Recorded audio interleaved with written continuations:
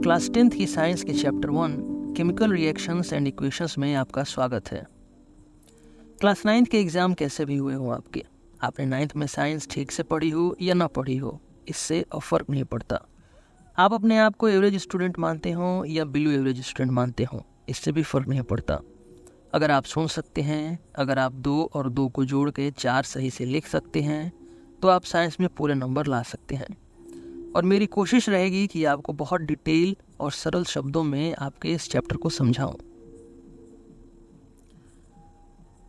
Chapter के and में आपको एनसीईआरटी के सारे क्वेश्चंस के आंसर्स में मिलेंगे, इन टेक्स्ट क्वेश्चंस के भी और एक्सरसाइजेस के भी। यानी अपने आप में ये वीडियो एक ट्रू वन शॉट एक्सप्लेनेशन है। आइए इस चैप्टर को शुरू करते हैं। मेरा नाम है रोहित और ये है मेरा YouTube channel syllabus with Rohit. Chapter 1 chemical reactions and equations. क्या आपने कभी सोचा है कि क्यों आयरन की कोई चीज़ जैसे एक पुराने नेल या आयरन का एक टुकड़ा धीरे धीरे रेड ब्राउन हो जाता है, या कैसे कुकिंग के दौरान कच्ची सब्जियां सॉफ्ट और स्वादिष्ट बन जाती हैं। ये सब कुछ जादू जैसा लगता है, लेकिन असल में ये सब केमिकल रिएक्शंस हैं। केमिकल रिएक्शन एक ऐसी प्रक्रिया है जिसमें एक या एक से ज़्यादा सब्सटेंसेस आपस में मिलकर नए सब्सटेंसेस में बदल जाते हैं। इस चेंज के दौरान उन सब्सटेंसेस की प्रॉपर्टीज़ बदल जाती है। जो सब्सटेंसेस शुरू में होते हैं वो रिएक्शन के बाद पूरी तरह से नए हो जाते हैं। इसे सिंपल वर्ड्स में समझते हैं। जैसे आपके पास 2 कलर्स हैं, ब्लू और येलो। अगर आप इन्हें मिलाते हैं तो एक नया कलर ग्रीन बनता है। ब्लू और येलो ग्रीन में बदल जाते हैं। इसी तरह जब 2 या ज़्यादा सब्सटेंसेस मिलते हैं और एक नया सब्सटेंस बनाते हैं तो उसे केमिकल रिएक्शन कहते हैं। अब समझते हैं कि सब्सटेंसेस आपस में मिलकर कैसे बदल जाते हैं।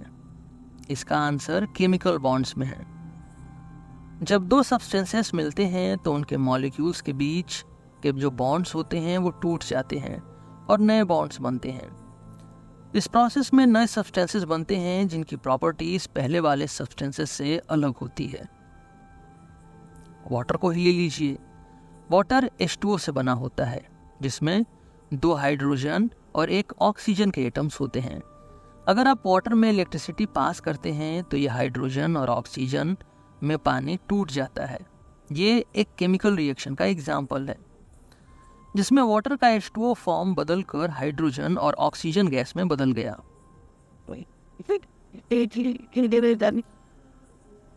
कुछ और डेली एग्जांपल्स को देखते हैं। जब आयरन पर वाटर और ऑक्सीजन का असर होता है तो वो रस्ट बन जाता है, आयरन में जंग लग जाती है। ये एक स्लो रिएक्शन है, ये एक स्लो केमिकल रिएक्शन है, लेकिन इसका रिजल्ट आयरन की सरफेस पर दिखता है।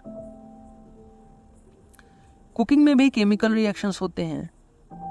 आटे को गूंथकर रोटी बनाने के लिए हीट करना पड़ता है, तो आटे के जो मॉलिक्यूल्स हैं उनके बीच नए बॉन्ड्स बनते हैं।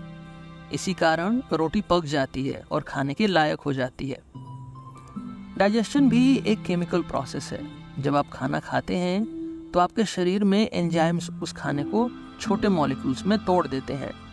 उसके बाद उन्हें आपकी बॉडी एनर्जी के रूप में यूज कर लेती है। केमिकल रिएक्शंस हमारे जीवन में बहुत इंपॉर्टेंट है। इनसे हम सांस लेते हैं, खाना खाते हैं और हमारे शरीर के सभी एक्टिविटीज होती हैं। जब आप सांस लेते हैं तो ऑक्सीजन आपके लंग्स में जाकर ब्लड में मिलती है और कार्बन डाइऑक्साइड के रूप में बाहर आती है। ये एक कॉन्टिन्यूअस केमिकल रिएक्शन है जो आपकी हमारी लाइफ के लिए ज़रूरी है। हमारा खाना भी केमिकल रिएक्शन के बिना अधूरा है। चाहे आप केक बेक कर रहे हो या टी बना रहे हो, हर जगह केमिकल चेंजेस हो रहे हैं। जब आप केक के बैटर में बेकिंग पाउडर डालते हैं और उसे बेक करते हैं तो बेकिंग पाउडर एक केमिकल रिएक्शन से गुजरता है, जिससे केक सॉफ्ट और स्वादिष्ट बन जाता है।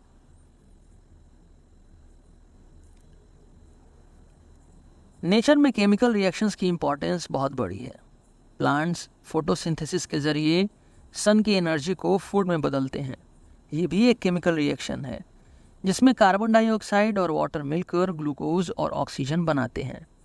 इस प्रोसेस से ही धरती पर लाइफ पॉसिबल हो सकती है। ह्यूमन एक्टिविटीज में भी केमिकल रिएक्शंस का बड़ा रोल है, जैसे पेट्रोलियम का फ्यूल में बदलना, मेडिसिन्स बनाना, क्लोथ्स डाई करना और साबुन से हाथ धोना। ये सब केमिकल रिएक्शंस का ही रिजल्ट है। अब कुछ इंपॉर्टेंट टर्म्स को समझते हैं, रिएक्टेंट्स, प्रोडक्ट्स और केमिकल चेंज। रिएक्टेंट्स वो सब्सटेंसेस जो केमिकल रिएक्शन की शुरुआत में होते हैं, जैसे जब आप हाइड्रोजन और ऑक्सीजन को मिलाकर वाटर बनाते हैं तो हाइड्रोजन और ऑक्सीजन रिएक्टेंट्स हैं। प्रोडक्ट्स, केमिकल रिएक्शन के बाद जो नए सब्सटेंसेस बनते हैं उन्हें प्रोडक्ट्स कहते हैं। जैसे हाइड्रोजन और ऑक्सीजन के मिलने से वाटर बनता है, जो प्रोडक्ट है। फिर है केमिकल चेंज। जब सब्सटेंसेस की प्रॉपर्टीज बदल जाती हैं और नए सब्सटेंसेस बनते हैं तो इसे केमिकल चेंज कहा जाता है।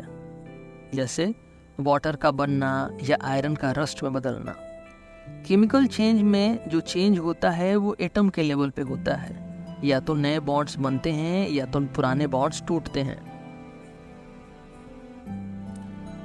केमिकल रिएक्शंस को समझने का सबसे अच्छा तरीका है उनके इफेक्ट्स को देखना। जब कोई केमिकल रिएक्शन होती है तो हमें कुछ स्पेशल चेंजेस देखने को मिलते हैं। इन चेंजेस को पढ़ के हम ये समझ सकते हैं कि कुछ नया बना है।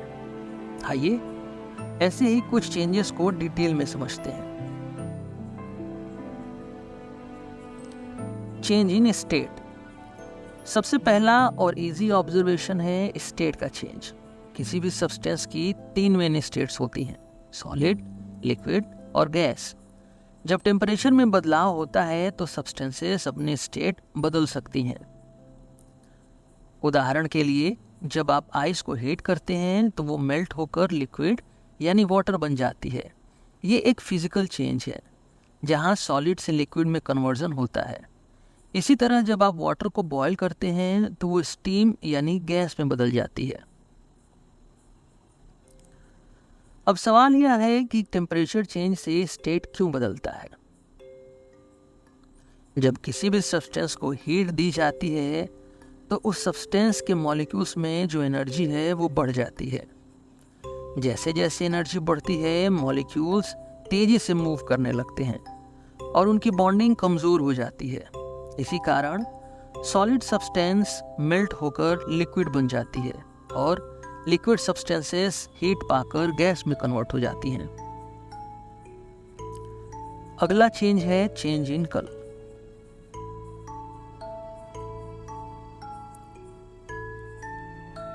केमिकल रिएक्शंस में कलर का चेंज भी एक कॉमन ऑब्जर्वेशन है। जैसे जब आयरन पर रस्ट लगती है तो उसका कलर सिल्वर से बदलकर रेडिश ब्राउन हो जाता है। यह चेंज बताता है कि एक नई सब्सटेंस बन रही है जिसकी प्रॉपर्टीज पहले से अलग है। रस्टिंग में आयरन ऑक्सीजन और पानी के साथ रिएक्ट करता है और आयरन ऑक्साइड बनाता है। यह आयरन ऑक्साइड का कलर रेडिश ब्राउन होता है। इसका मतलब है कि इस रिएक्शन में कुछ ऐसा हुआ है जिससे आयरन की ओरिजिनल प्रॉपर्टीज बदल गई हैं और एक नई सब्सटेंस बनी है। अगला जो चेंज है वो है evolution of gas. Evolution of gas यानी गैस का निकलना। कई केमिकल रिएक्शंस में गैस का इवोल्यूशन होता है, यानी गैस रिलीज होती है, गैस निकलती है। इसका सबसे आसान एग्जाम्पल है विनेगर और बेकिंग सोडा का रिएक्शन। जब आप विनेगर में बेकिंग सोडा डालते हैं तो उसमें से बबल्स निकलते हैं। ये बबल्स कार्बन डाइऑक्साइड गैस के होते हैं जो इस रिएक्शन के दौरान बनते हैं। इस ऑब्जर्वेशन को आप खुद भी घर पे ट्राई कर सकते हैं। एक ग्लास में कुछ विनेगर लीजिए, अगर विनेगर नहीं है तो लेमन जूस भी चलेगा, और उसमें 1 चम्मच बेकिंग सोडा डाल दीजिए। आप देखेंगे कि उसमें तुरंत बबल्स बनने लगेंगे और कुछ ही देर में फोम बन जाती है। ये बबल्स गैस के इवोल्यूशन का प्रूफ है कि गैस निकल रही है।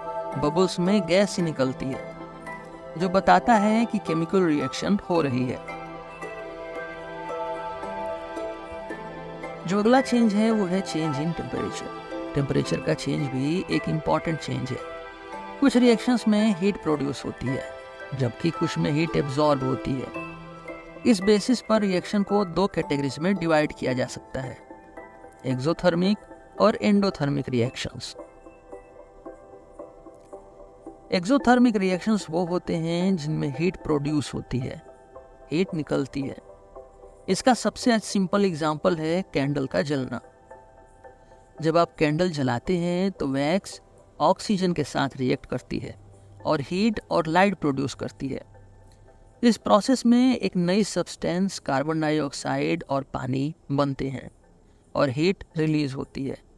इसी हीट की वजह से जो कैंडल है वो कॉन्टिन्यूसली जलती रहती है।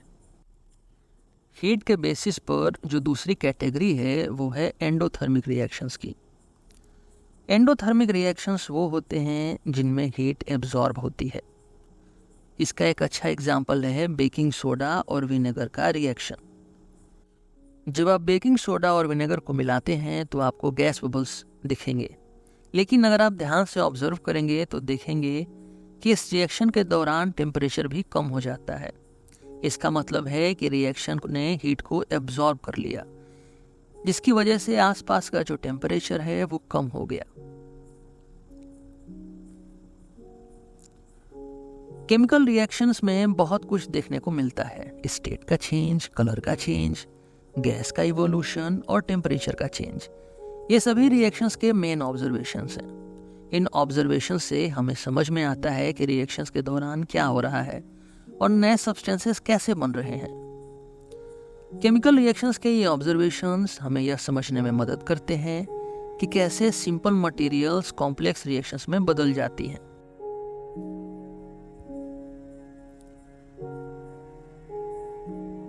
जब भी कोई केमिकल रिएक्शन होता है उसे डिस्क्राइब करने के लिए साइंटिस्ट एक खास तरीके का यूज करते हैं जिसे हम केमिकल इक्वेशन कहते हैं। ये इक्वेशंस किसी भी रिएक्शन को सिंपल और क्लियर तरीके से रिप्रेजेंट करने में मदद करते हैं। आइए केमिकल इक्वेशंस को डिटेल में समझते हैं। केमिकल इक्वेशन एक सिंबॉलिक रिप्रेजेंटेशन होता है जो यह बताता है कि एक केमिकल रिएक्शन में क्या हो रहा है। इसमें रिएक्टेंट्स और प्रोडक्ट्स को सिंबल्स और फॉर्मूलाज के जरिए लिखा जाता है। उदाहरण के लिए, जब हाइड्रोजन और ऑक्सीजन मिलकर पानी यानी H2O बनाते हैं तो इस रिएक्शन को हम इस तरह से लिख सकते हैं, H2 plus O2 arrow H2O। इस इक्वेशन में H2 और O2 रिएक्टेंट्स हैं और H2O प्रोडक्ट है। एरो इस बात को शो करता है कि रिएक्टेंट्स मिलकर प्रोडक्ट्स में बदल रहे हैं। इस तरह की इक्वेशंस को समझना बहुत इंपॉर्टेंट है क्योंकि ये हमें रिएक्शंस के बारे में साफ साफ क्लियर अंडरस्टैंडिंग देती हैं। और आगे की पूरी केमिस्ट्री आपको सिर्फ इसी सिंबल्स में लिखी हुई मिलेगी। तो अगर आप इसे नहीं समझ पाएंगे तो 11th 12th की केमिस्ट्री आपके लिए और डिफिकल्ट हो जाएगी। केमिकल इक्वेशंस को समझने के लिए सबसे पहले हमें केमिकल सिंबल्स और फॉर्मूलाज को समझना होगा। हर एलिमेंट का एक स्पेसिफिक सिंबल होता है जो उस एलिमेंट को रिप्रेजेंट करता है।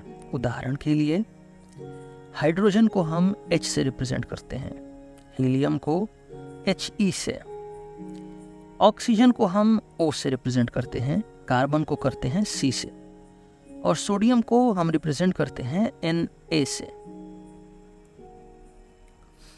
इन सिंबल्स का यूज करके हम एलिमेंट्स और कंपाउंड्स को शॉर्ट फॉर्म में लिख सकते हैं। जब दो या दो से ज़्यादा एलिमेंट मिलकर एक कंपाउंड बनाते हैं तो उनकी फॉर्मूलाज लिखे जाते हैं। उदाहरण के लिए, पानी का फॉर्मूला H2O है जिसमें 2 हाइड्रोजन एटम्स और एक ऑक्सीजन एटम मिलकर पानी बना रहे हैं। फॉर्मूलाज में नंबर्स का यूज करके बताया जाता है कि एक मॉलिक्यूल में कितने एटम्स होते हैं। जैसे CO2 का मतलब है कि कार्बन एटम एक और 2 ऑक्सीजन एटम्स मिलकर कार्बन डाइऑक्साइड बना रहे हैं। इसी तरह H2 का मतलब है कि हाइड्रोजन का मॉलिक्यूल 2 हाइड्रोजन एटम से बना है।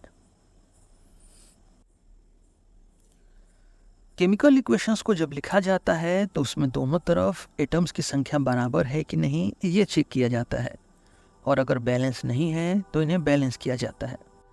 ऐसा इसलिए किया जाता है क्योंकि एक बेसिक रूल है जिसे हम law of conservation of mass कहते हैं। इस लॉ के अनुसार किसी भी केमिकल रिएक्शन में मास न तो क्रिएट होता है और न ही डिस्ट्रॉय होता है। मतलब जितने एटम्स रिएक्टेंट्स में होते हैं उतने ही एटम्स प्रोडक्ट्स में भी होने चाहिए। जब हम किसी केमिकल इक्वेशन को बैलेंस करते हैं तो हमें इक्वेशन के दोनों साइड्स यानी रिएक्टेंट्स और प्रोडक्ट्स में एटम की संख्या बराबर है कि नहीं वो चेक करना पड़ता है। अब इसे एग्जाम्पल से समझते हैं। H2 + O2 arrow H2O। इस इक्वेशन में रिएक्टेंट साइड में 2 हाइड्रोजन एटम हैं और 2 ऑक्सीजन एटम्स हैं, लेकिन प्रोडक्ट के साइड में 2 हाइड्रोजन एटम्स और सिर्फ 1 ऑक्सीजन का एटम है। यहाँ ऑक्सीजन के एटम्स बराबर नहीं हैं, इसलिए ये इक्वेशन बैलेंस नहीं है। इसलिए हम इस इक्वेशन के प्रोडक्ट के साइड में H2O के आगे 2 लिख देंगे। अब फिर से एटम्स गिनते हैं। हाइड्रोजन प्रोडक्ट के साइड में 4 है और ऑक्सीजन 2। रिएक्टेंट के साइड में ऑक्सीजन तो 2 है पर हाइड्रोजन भी 2 ही है, लेकिन होने चाहिए 4, इसलिए हम इसके आगे 2 लिख देंगे और हमारी इक्वेशन चेंज हो जाएगी। 2H2 + O2 arrow 2H2O। अब देखिए रिएक्टेंट के साइड में 4 हाइड्रोजन एटम्स हैं, 2 × 2 और 2 ऑक्सीजन एटम्स हैं, और प्रोडक्ट साइड में भी 4 हाइड्रोजन एटम्स हैं, 2H2 और 2 ऑक्सीजन के एटम्स हैं। जो बाहर वाला 2 है वो मल्टीप्लाई होता है। अब ये इक्वेशन बैलेंस है। केमिकल रिएक्शन में एक इंपॉर्टेंट प्रिंसिपल होता है जिसे हम law of conservation of mass कहते हैं। इस लॉ के मुताबिक किसी भी रिएक्शन के दौरान मास न तो क्रिएट होता है और न ही डिस्ट्रॉय। मतलब रिएक्शन के बाद प्रोडक्ट्स में जो टोटल मास होता है वो रिएक्टेंट्स के मास के बराबर होता है। इसका मतलब ये है कि हर एलिमेंट के एटम्स की संख्या रिएक्शन के बाद और पहले में सेम रहनी चाहिए। इसी वजह से केमिकल इक्वेशंस को बैलेंस करना जरूरी हो जाता है। चलिए इस कॉन्सेप्ट को एक बुक के एग्जाम्पल से समझते हैं। मान लीजिए जिंक और सल्फ्यूरिक एसिड के बीच रिएक्शन हो रही है। Zinc + sulphuric acid arrow zinc sulphate + hydrogen. हाँ, एक बात और, यहाँ पर कौन सा रिएक्शन कैसे हो रहा है, क्या जुड़ के क्या मिल रहा है, वो आपके लिए बहुत इंपॉर्टेंट नहीं है। आपके लिए इंपॉर्टेंट ये है कि आप समझें कि रिएक्शंस को लिखते कैसे हैं, इक्वेशंस को बैलेंस कैसे करते हैं।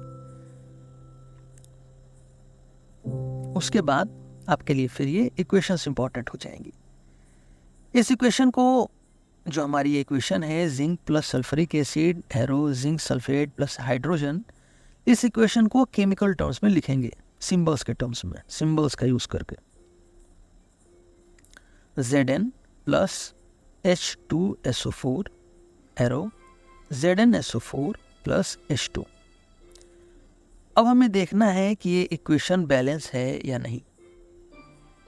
अगर आपको ये नहीं पता कि सल्फ्यूरिक एसिड को H2SO4 क्यों लिखते हैं या जिंक सल्फेट को ZnSO4 क्यों लिखते हैं, ZnSU2 क्यों नहीं लिखते या ZnSO5 क्यों नहीं लिखते, तो आप क्लास 9th की मेरे चैनल पे वीडियोस हैं, चैप्टर 3 और चैप्टर 4 देख सकते हैं। आपको और क्लियरिटी आएगी। अगर आपको पता है तो हम आगे बढ़ते हैं।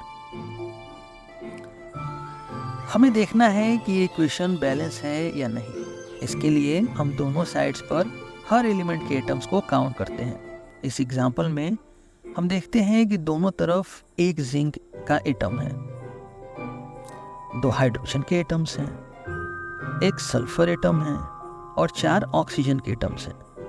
यानी इक्वेशन बिल्कुल बैलेंस है। अब एक और इक्वेशन लेते हैं, rusting of iron. Rusting of iron का केमिकल इक्वेशन होता है Fe plus H2O arrow Fe3O4 plus H2। इस इक्वेशन को बैलेंस करने के लिए हम कुछ स्टेप्स को फॉलो करते हैं। सबसे पहले हर केमिकल फॉर्मूला के चारों तरफ एक बॉक्स बना देंगे और फिर हर एलिमेंट के एटम्स को काउंट करेंगे।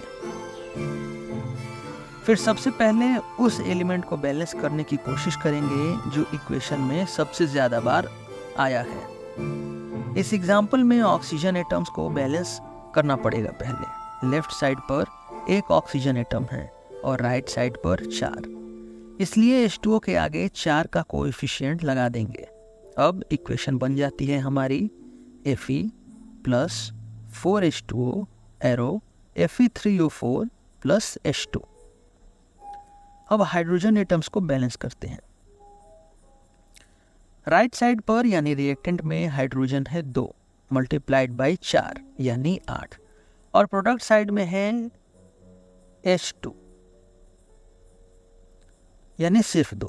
तो हमें इसको बैलेंस करने के लिए 4 से मल्टीप्लाई करना पड़ेगा ताकि 2 मल्टीप्लाई बाई 4 8 हो जाए और दोनों तरफ बराबर हो जाए। इसलिए हाइड्रोजन को बैलेंस करने के लिए H2 के आगे 4 का कोएफिशिएंट लगा देंगे। Fe plus 4H2O arrow Fe3O4 plus 4H2। अब आयरन एटम्स को बैलेंस करते हैं। लेफ्ट साइड पर Fe यानी आयरन का एक ही एटम है, वहीं राइट साइड में Fe के 3 एटम हैं। इसलिए हम लेफ्ट साइड में जहां एक एटम है उसके आगे 3 का कोएफिशिएंट लगा देंगे और हमारा इक्वेशन बन जाएगा 3Fe plus 4H2O arrow Fe3O4 plus 4H2। अब लास्ट में एक बार फिर से काउंट कर लेंगे कि दोनों तरफ नंबर ऑफ एटम्स बराबर है कि नहीं। दोनों तरफ आयरन के 3 एटम्स हैं,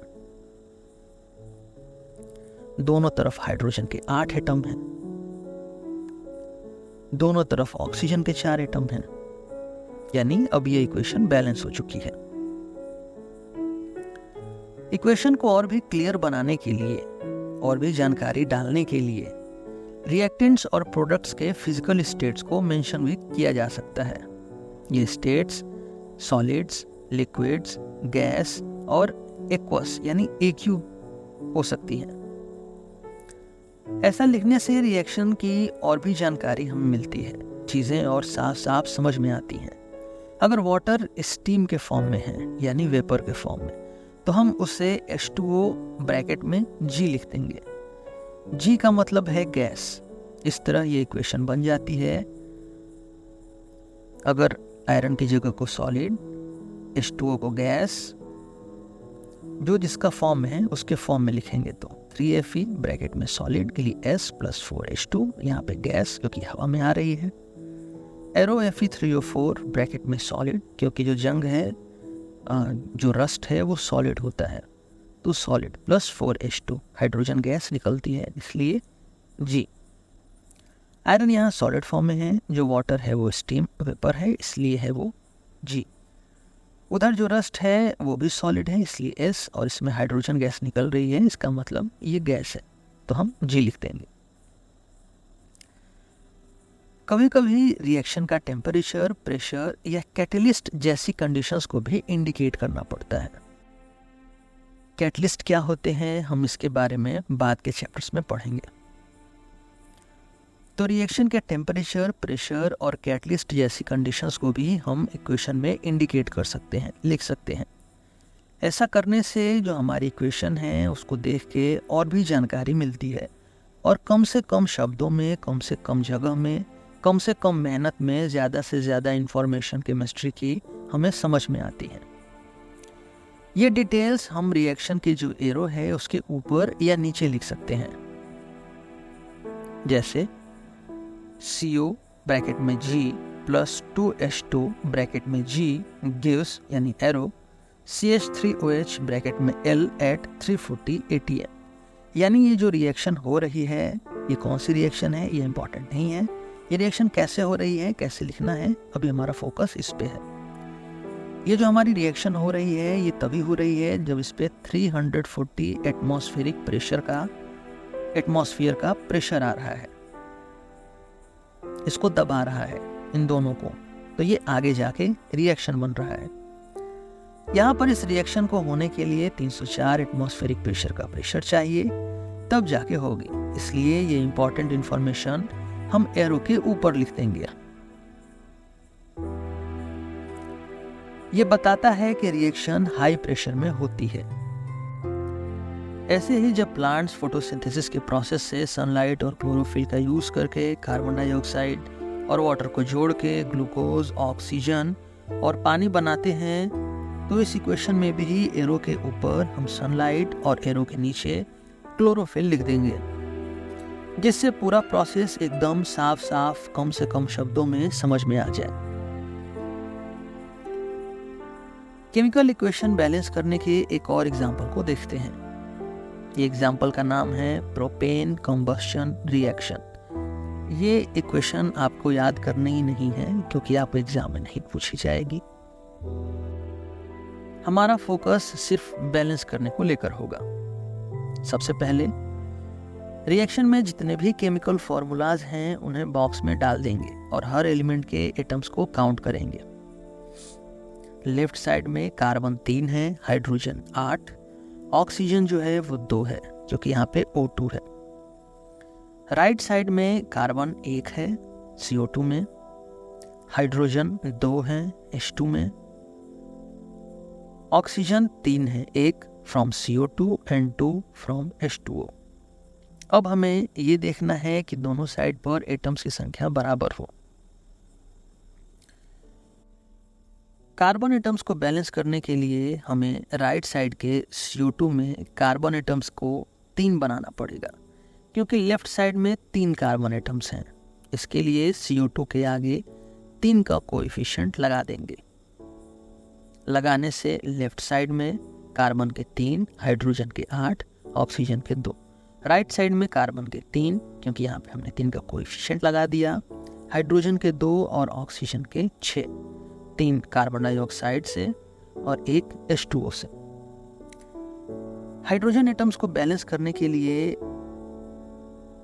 अब लेफ्ट साइड में 8 हाइड्रोजन एटम्स हैं और राइट साइड में सिर्फ 2, इसलिए H2O के आगे 4 का कोएफिशिएंट लगा देंगे ताकि राइट साइड में हाइड्रोजन के एटम्स की संख्या भी 8 हो जाए।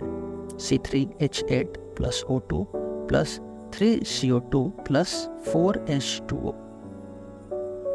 लेफ्ट साइड में कार्बन की संख्या है 3, हाइड्रोजन 8, ऑक्सीजन 2। राइट साइड में कार्बन है 3, हाइड्रोजन है 8 और ऑक्सीजन है 10, क्योंकि कार्बन डाइऑक्साइड में जो O2 है उसमें 2 ऑलरेडी एटम्स हैं, वो मल्टीप्लाई हो रहा है 3 से, यानी कि 6, प्लस H2O में 1 है और वो मल्टीप्लाई हो रहा है 4 से, यानी 6 और 4 10। अब ऑक्सीजन के एटम्स को बैलेंस करते हैं।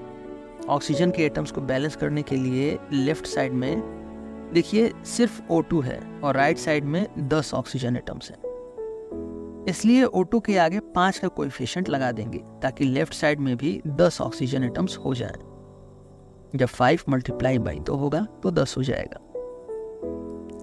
लेफ्ट साइड में अभी carbon 3, hydrogen 8, oxygen 10, right side में कार्बन 3, हाइड्रोजन 8 और ऑक्सीजन 10। अब हमें ये चेक करना है कि हर एलिमेंट का नंबर दोनों साइड में बराबर है या नहीं।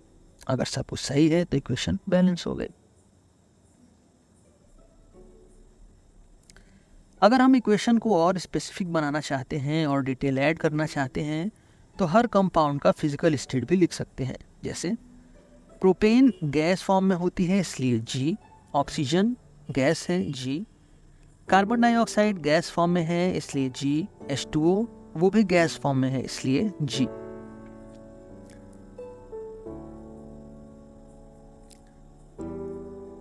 तो हमारी फाइनल इक्वेशन कुछ इस तरह हो जाएगी। कभी कभी स्पेसिफिक कंडीशंस जैसे टेम्परेचर या प्रेशर भी मेंशन किए जाते हैं। जैसे अगर ये रिएक्शन हाई टेम्परेचर पर हो रही होती तो हम इक्वेशन के जो एरो है उसके ऊपर हाई टेम्परेचर लिख सकते हैं। इस तरीके से आप किसी भी केमिकल इक्वेशन को बैलेंस कर सकते हैं और पूरी डिटेल के साथ प्रेजेंट कर सकते हैं। आई होप अब आपको ये प्रोसेस और ज़्यादा क्लियर हो गया होगा। आइए अब आपकी बुक के पहले सेट ऑफ क्वेश्चंस को करते हैं, फिर आगे टाइप्स ऑफ केमिकल रिएक्शंस पर चलेंगे। क्वेश्चन 1 है, why should a magnesium ribbon be cleaned before burning in the air? Right the balanced equation for the following chemical reactions. फिर है, write a balanced chemical equation with the state symbols for the following reactions. हम एक एक करके करेंगे, शुरुआत पहले से करते हैं। Why should a magnesium ribbon be cleaned before burning in air? Magnesium ribbon को साफ क्यों किया जाता है जलाने से पहले? अब ये बहुत स्पेसिफिक सवाल इन्होंने पूछा है, ये आपको याद करना पड़ेगा और थोड़ा लॉजिक लगाना पड़ेगा। मैग्नीशियम जो है वो ऑक्सीजन के जब प्रेजेंस में रहता है तो ऑक्सीजन के एटम्स के साथ रिएक्ट कर जाता है और मैग्नीशियम ऑक्साइड बनाता है। इस मैग्नीशियम ऑक्साइड से हमें इसको हटाना पड़ेगा, तब जाके मैग्नीशियम हमारा खाली होगा और जब इसको जलाएंगे तो ये जल पाएगा। ये फोटो है जो आपके बुक में दिया है, ये आपका रिएक्शन है। इसका आंसर होगा, before burning a magnesium ribbon it needs to be cleaned with sand paper. हम घिस के जो मैग्नीशियम जला हुआ है, मैग्नीशियम ऑक्साइड है, उसको हटा देंगे। This is because over a time a layer of magnesium oxide forms on the surface of the ribbon. This layer happens when magnesium reacts with the oxygen in the air. If the ribbon isn't cleaned, the magnesium oxide layer would prevent the magnesium underneath from burning properly.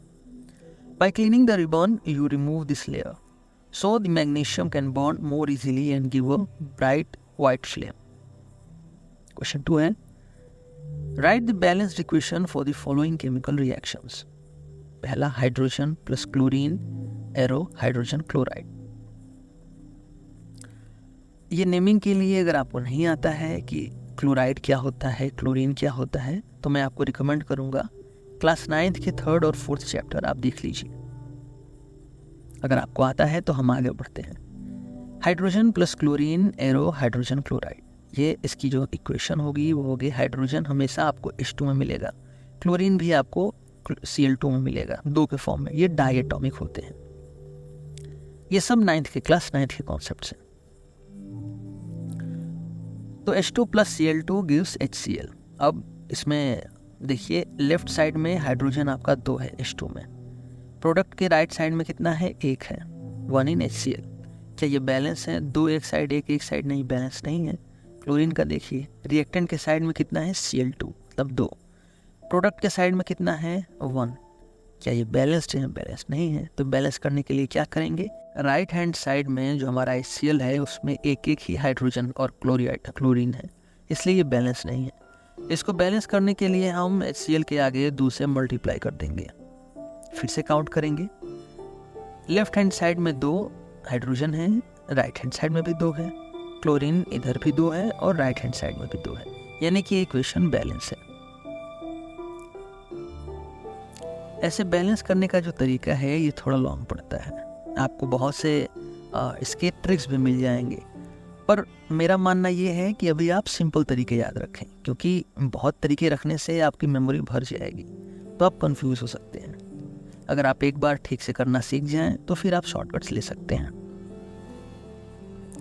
Second part इसका, barium chloride plus aluminium sulphate arrow barium sulphate plus aluminium chloride. इसका unbalanced equation है BaCl2 plus Al2SO4 का whole thrice arrow BaSO4 plus AlCl3। Equations देख के आपको घबराना नहीं है, आपको सिर्फ अपने काम से मतलब है, आपको बस नंबर ऑफ एटम्स काउंट करने हैं। बेरियम में देखिए, लेफ्ट हैंड साइड 1 है, राइट हैंड साइड 1 है, या क्या ये बैलेंस है? बैलेंस है। क्लोरीन का देखिए, एक साइड में 2 है, दूसरे साइड में 3 है। Cl3 में बैलेंस है? नहीं है। एल्युमिनियम को देखिए, 2 है, कहाँ पे? Al2SO4 का जो होल थ्राइसिस में 2 एल्युमिनियम के एटम्स हैं, राइट हैंड साइड में 1 है, AlCl3 एक ही है। सल्फर देखिए 3 है, कहाँ पे? SO4 का जो होल थ्राइस हो रहा है वहाँ पे आपको 3 दिखेंगे। 1 कहाँ है? BaSO4 में है। ऑक्सीजन देखिए 12 है, कहाँ पे? SO4 में ऑलरेडी 4 थी और इसका होल थ्राइस हुआ, माने जो 4 है इसको 3 से और मल्टीप्लाई किया गया, तो 4 3 जा 12। लेकिन राइट हैंड साइड में 4 है, तो ये बैलेंस नहीं है, सिर्फ हमारा बेरियम ही जो है वो बैलेंस है। फिर हमारा नेक्स्ट स्टेप क्या होगा, हम ये फाइंड आउट करेंगे कि कैसे इनको मल्टीप्लाई करें ताकि ये बैलेंस हो जाए। और जब आप करेंगे तो आपको मिलेगा हमारा जो फाइनल बैलेंस इक्वेशन है 3BaCl2 प्लस Al2SO4 का whole thrice arrow 3BaSO4 plus 2AlCl3। यहाँ पे मैंने ऑलरेडी सॉल्व कर दिया है। अगर आपके पास पेपर और पेन है तो आप एक बार ऊपर वाली इक्वेशन को देख के वीडियो को पॉज करके एक बार ट्राई कर लीजिए। फिर हम थर्ड पार्ट पे चलते हैं, जो है sodium plus water arrow sodium hydroxide plus hydrogen. Sodium को लिखा जाता है Na से, वाटर हमारा H2O, arrow sodium hydroxide, sodium हमारा NaOH, हाइड्रोक्साइड का फॉर्मूला होता है OH। तो ये एक साथ है तो NaOH प्लस H2। हम क्या करेंगे, टेबल बना लेंगे, रिएक्टेंट्स और प्रोडक्ट का जो काउंट है एटम्स का वो ले लेंगे, देखेंगे बैलेंस है कि नहीं। Sodium 1 in Na 1 in NaOH balance, hydrogen 2 3 no, oxygen 1 1 yes. तो 2 एटम्स तो ऑलरेडी बैलेंस हैं, हमें सिर्फ बैलेंस करना है हाइड्रोजन को। आप फिर से वीडियो पॉज करिए और एक बार ट्राई करिए। जब आप करेंगे तो आपका जो बैलेंस इक्वेशन है वो कुछ ऐसा आएगा, 2Na plus 2H2O arrow 2NaOH plus H2। Question 3 है, write a balanced equation, chemical equation with state symbols for the following reactions. पहला, solutions of barium chloride and sodium sulphate in water reacts to give insoluble barium sulfate and the solution of sodium chloride.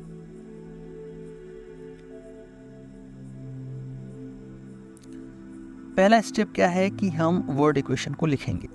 यहाँ पे reactant के side में barium chloride and sodium sulphate both are dissolved in water, right, पानी में यहाँ पे खुले हुए हैं, meaning they are in an aqueous state. अब एक्वस स्टेट देखिए, कोई भी चीज़ अगर पानी में घुली हुई है तो उसका स्टेट एक्वस है, लिक्विड नहीं। लिक्विड तब होता है जब वो उसका जो प्योर फॉर्म है वो लिक्विड में होता है, लिक्विड स्टेट में होता है। तो barium chloride and sodium sulphate both are dissolved in water, meaning they are in an aqueous state. जो प्रोडक्ट है barium sulphate which is insoluble, meaning it forms a solid, ये इनसॉल्युबल है। देखिए यहाँ पे लिखा हुआ है इनसॉल्युबल बेरियम सल्फेट, इनसॉल्युबल है मतलब सॉलिड है। And sodium chloride which remains dissolved in water, यहाँ पे लिखा हुआ है, इसका मतलब ये एक्वस है। तो वर्ड इक्वेशन क्या हुई, barium chloride aqueous plus sodium sulphate aqueous plus barium sulphate solid plus sodium chloride aqueous. अब इसको केमिकल इक्वेशन में कन्वर्ट करेंगे। बेरियम क्लोराइड का क्या होता है केमिकल इक्वेशन, फॉर्मूला BaCl2। क्योंकि बेरियम की बैलेंस 2 होती है और क्लोरीन की 1 होती है, तो बेरियम के नीचे 2 लिख देंगे, क्लोरीन के नीचे 1 लिख देंगे। जब दोनों को क्रॉस मल्टीप्लाई करेंगे, ये 9th क्लास का है, तो बेरियम हमारा 1 से मल्टीप्लाई होगा तो इसके नीचे कुछ नहीं आएगा। जो हमारा क्लोरीन है ये जब मल्टीप्लाइड होगा तो 2 चला जाएगा, Cl2 को हम क्लोराइड बोलते हैं, तो BaCl2। Sodium sulphate has the chemical formula Na2SO4 sorry. फिर barium sulphate forms a solid and its chemical formula is BaSO4। Sodium chloride का क्या होगा, NaCl, नमक जो हम खाते हैं। तो हमारी अनबैलेंस्ड केमिकल इक्वेशन क्या होगी, BaCl2 aqueous plus Na2SO4 aqueous BaSO4 solid और NaCl एक्वस। हमारा स्टेप 3 में हम इनके फिजिकल स्टेट्स को लिखेंगे। AQ means aqueous dissolved in water, S means solid. फिर इसको बैलेंस करते हैं। Now we balance the equation to ensure that the number of atoms for each element is the same on both side. दोनों side हमें बराबर होने चाहिए, balance का मतलब यही है। बेरियम 1 एटम दोनों साइड है, जो क्लोरीन है वो 2 एटम लेफ्ट में है BaCl2 में, लेकिन राइट में 1 ही है NaCl में। सोडियम 2 है लेफ्ट में क्योंकि यहाँ पे Na2 है SO4 के साथ, but only 1 on the right NaCl के साथ। सल्फर 1 है दोनों साइड और ऑक्सीजन के 4 एटम्स हैं दोनों साइड। इसलिए इन दोनों को बैलेंस करने के लिए हम NaCl के आगे 2 लगा देंगे, जो राइट साइड वाला है NaCl। बस हो गया बैलेंस हमारा। क्वेश्चन 2 है sodium hydroxide solution in water reacts with hydrochloric acid solution in water to produce sodium chloride solution and water. यहाँ पे वर्ड में देखिए, पहले sodium hydroxide dissolve in water यहाँ पे लिखा हुआ है, and hydrochloric acid dissolve in water. Product में sodium chloride dissolve in water and water. कोई भी चीज़ जो डिजॉल्व इन वाटर है उसका स्टेट एक्वस होगा। तो हमारी जो वर्ड इक्वेशन बनेगी सोडियम हाइड्रोक्साइड, आसान करने के लिए मैंने इसमें कई स्टेप्स डाल दिए हैं, अगर आपको आता है तो आप स्किप कर सकते हैं। वर्ड इक्वेशन सोडियम हाइड्रोक्साइड, पहले वर्ड इक्वेशन, फिर वर्ड इक्वेशन को हम कन्वर्ट करेंगे, क्योंकि अगर आपको ये फॉर्मूलाज गलती करेंगे, आप यहाँ पर सही लिखेंगे तो कुछ आपको नंबर मिल जाएंगे। वर्ड इक्वेशन में sodium hydroxide aqueous plus hydrochloric acid aqueous arrow sodium chloride aqueous और वाटर लिक्विड। फिर हम इसको कन्वर्ट करेंगे केमिकल इक्वेशंस में, जो हमारा नाम लिखा हुआ है। सोडियम हाइड्रोक्साइड हमारा NaOH होता है, हाइड्रोक्लोरिक एसिड हमारा होता है HCl, सोडियम क्लोराइड होता है हमारा NaCl और वाटर H2O। तो हमारी अनबैलेंस्ड इक्वेशन ऐसे हो जाएगी। फिर हमने इसमें स्टेट को ऑलरेडी आइडेंटिफाई करके लिख लिया है। AQ means aqueous dissolve in water, L means liquid. फिर अब बैलेंस करने के लिए देखिए 1 एटम ऑन बोथ साइड हैं, दोनों के एक एक हैं, सोडियम के, ऑक्सीजन के भी एक हैं, बराबर है, हाइड्रोजन के भी 2 हैं और क्लोरीन के भी एक हैं। मतलब ये तो इक्वेशन पहले से ही बैलेंस है, तो हम इसको ऐसे ही लिख देंगे बैलेंस केमिकल इक्वेशन की हेडिंग डाल के। अब हम ये समझते हैं कि ये केमिकल रिएक्शंस कितने प्रकार के हो सकते हैं। Types of chemical reactions. Chemical reactions में कई तरह से सब्सटेंसेस आपस में मिलके नए सब्सटेंस बना सकती हैं, और ये कैसे मिलते टूटते हैं इसके बेसिस पे ये केमिकल रिएक्शंस के कई प्रकार हो सकते हैं, जैसे combination reactions, decomposition reactions, displacement reactions, double displacement reactions. ये जो डिस्प्लेसमेंट रिएक्शन है सिंगल वाली, इसे सिंगल डिस्प्लेसमेंट रिएक्शंस भी बोलते हैं। सिंगल के बाद डबल डिस्प्लेसमेंट रिएक्शंस। फिर रेडॉक्स, जिसे ऑक्सीडेशन रिएक्शन और रिडक्शन रिएक्शन को एक साथ रेडॉक्स बोलते हैं। आइए एक एक करके इन्हें थोड़ा डिटेल में समझते हैं। शुरुआत करते हैं कॉम्बिनेशन रिएक्शन से। कॉम्बिनेशन रिएक्शंस ऐसे केमिकल रिएक्शंस होते हैं जहां 2 या 2 से ज्यादा अलग अलग सब्सटेंसेस मिलकर एक नया सब्सटेंस बनाते हैं। इस प्रोसेस को सिंथेसिस रिएक्शन भी कहा जाता है। मतलब जब अलग अलग चीजें मिलती हैं और मिलके कुछ नया बनाती हैं, तो उस प्रोसेस को कॉम्बिनेशन रिएक्शन कहते हैं। इस रिएक्शन में 2 या ज्यादा चीजें अपने एटम्स या मॉलिक्यूल्स को आपस में मिलाती हैं, जिससे एक नया और अलग सब्सटेंस, एक अलग चीज बनती है। जैसे जैसे ये चीजें मिलती हैं, नए बॉन्ड्स यानी जोड़ बनते हैं और एक नया प्रोडक्ट बन जाता है। कभी कभी इस प्रोसेस में एनर्जी रिलीज होती है और कभी कभी एनर्जी लगती है, यानी ये एंडोथर्मिक और एक्सोथर्मिक दोनों तरह के हो सकते हैं।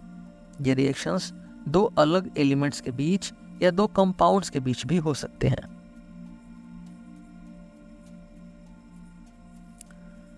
एग्जाम्पल के तौर पे हाइड्रोजन और ऑक्सीजन को लीजिए। जब हाइड्रोजन और ऑक्सीजन गैस मिलते हैं तो ये दोनों मिलकर पानी H2O बनाते हैं। इस एग्जाम्पल में 2 गैसेस हाइड्रोजन और ऑक्सीजन मिलकर एक लिक्विड पानी बना रही हैं।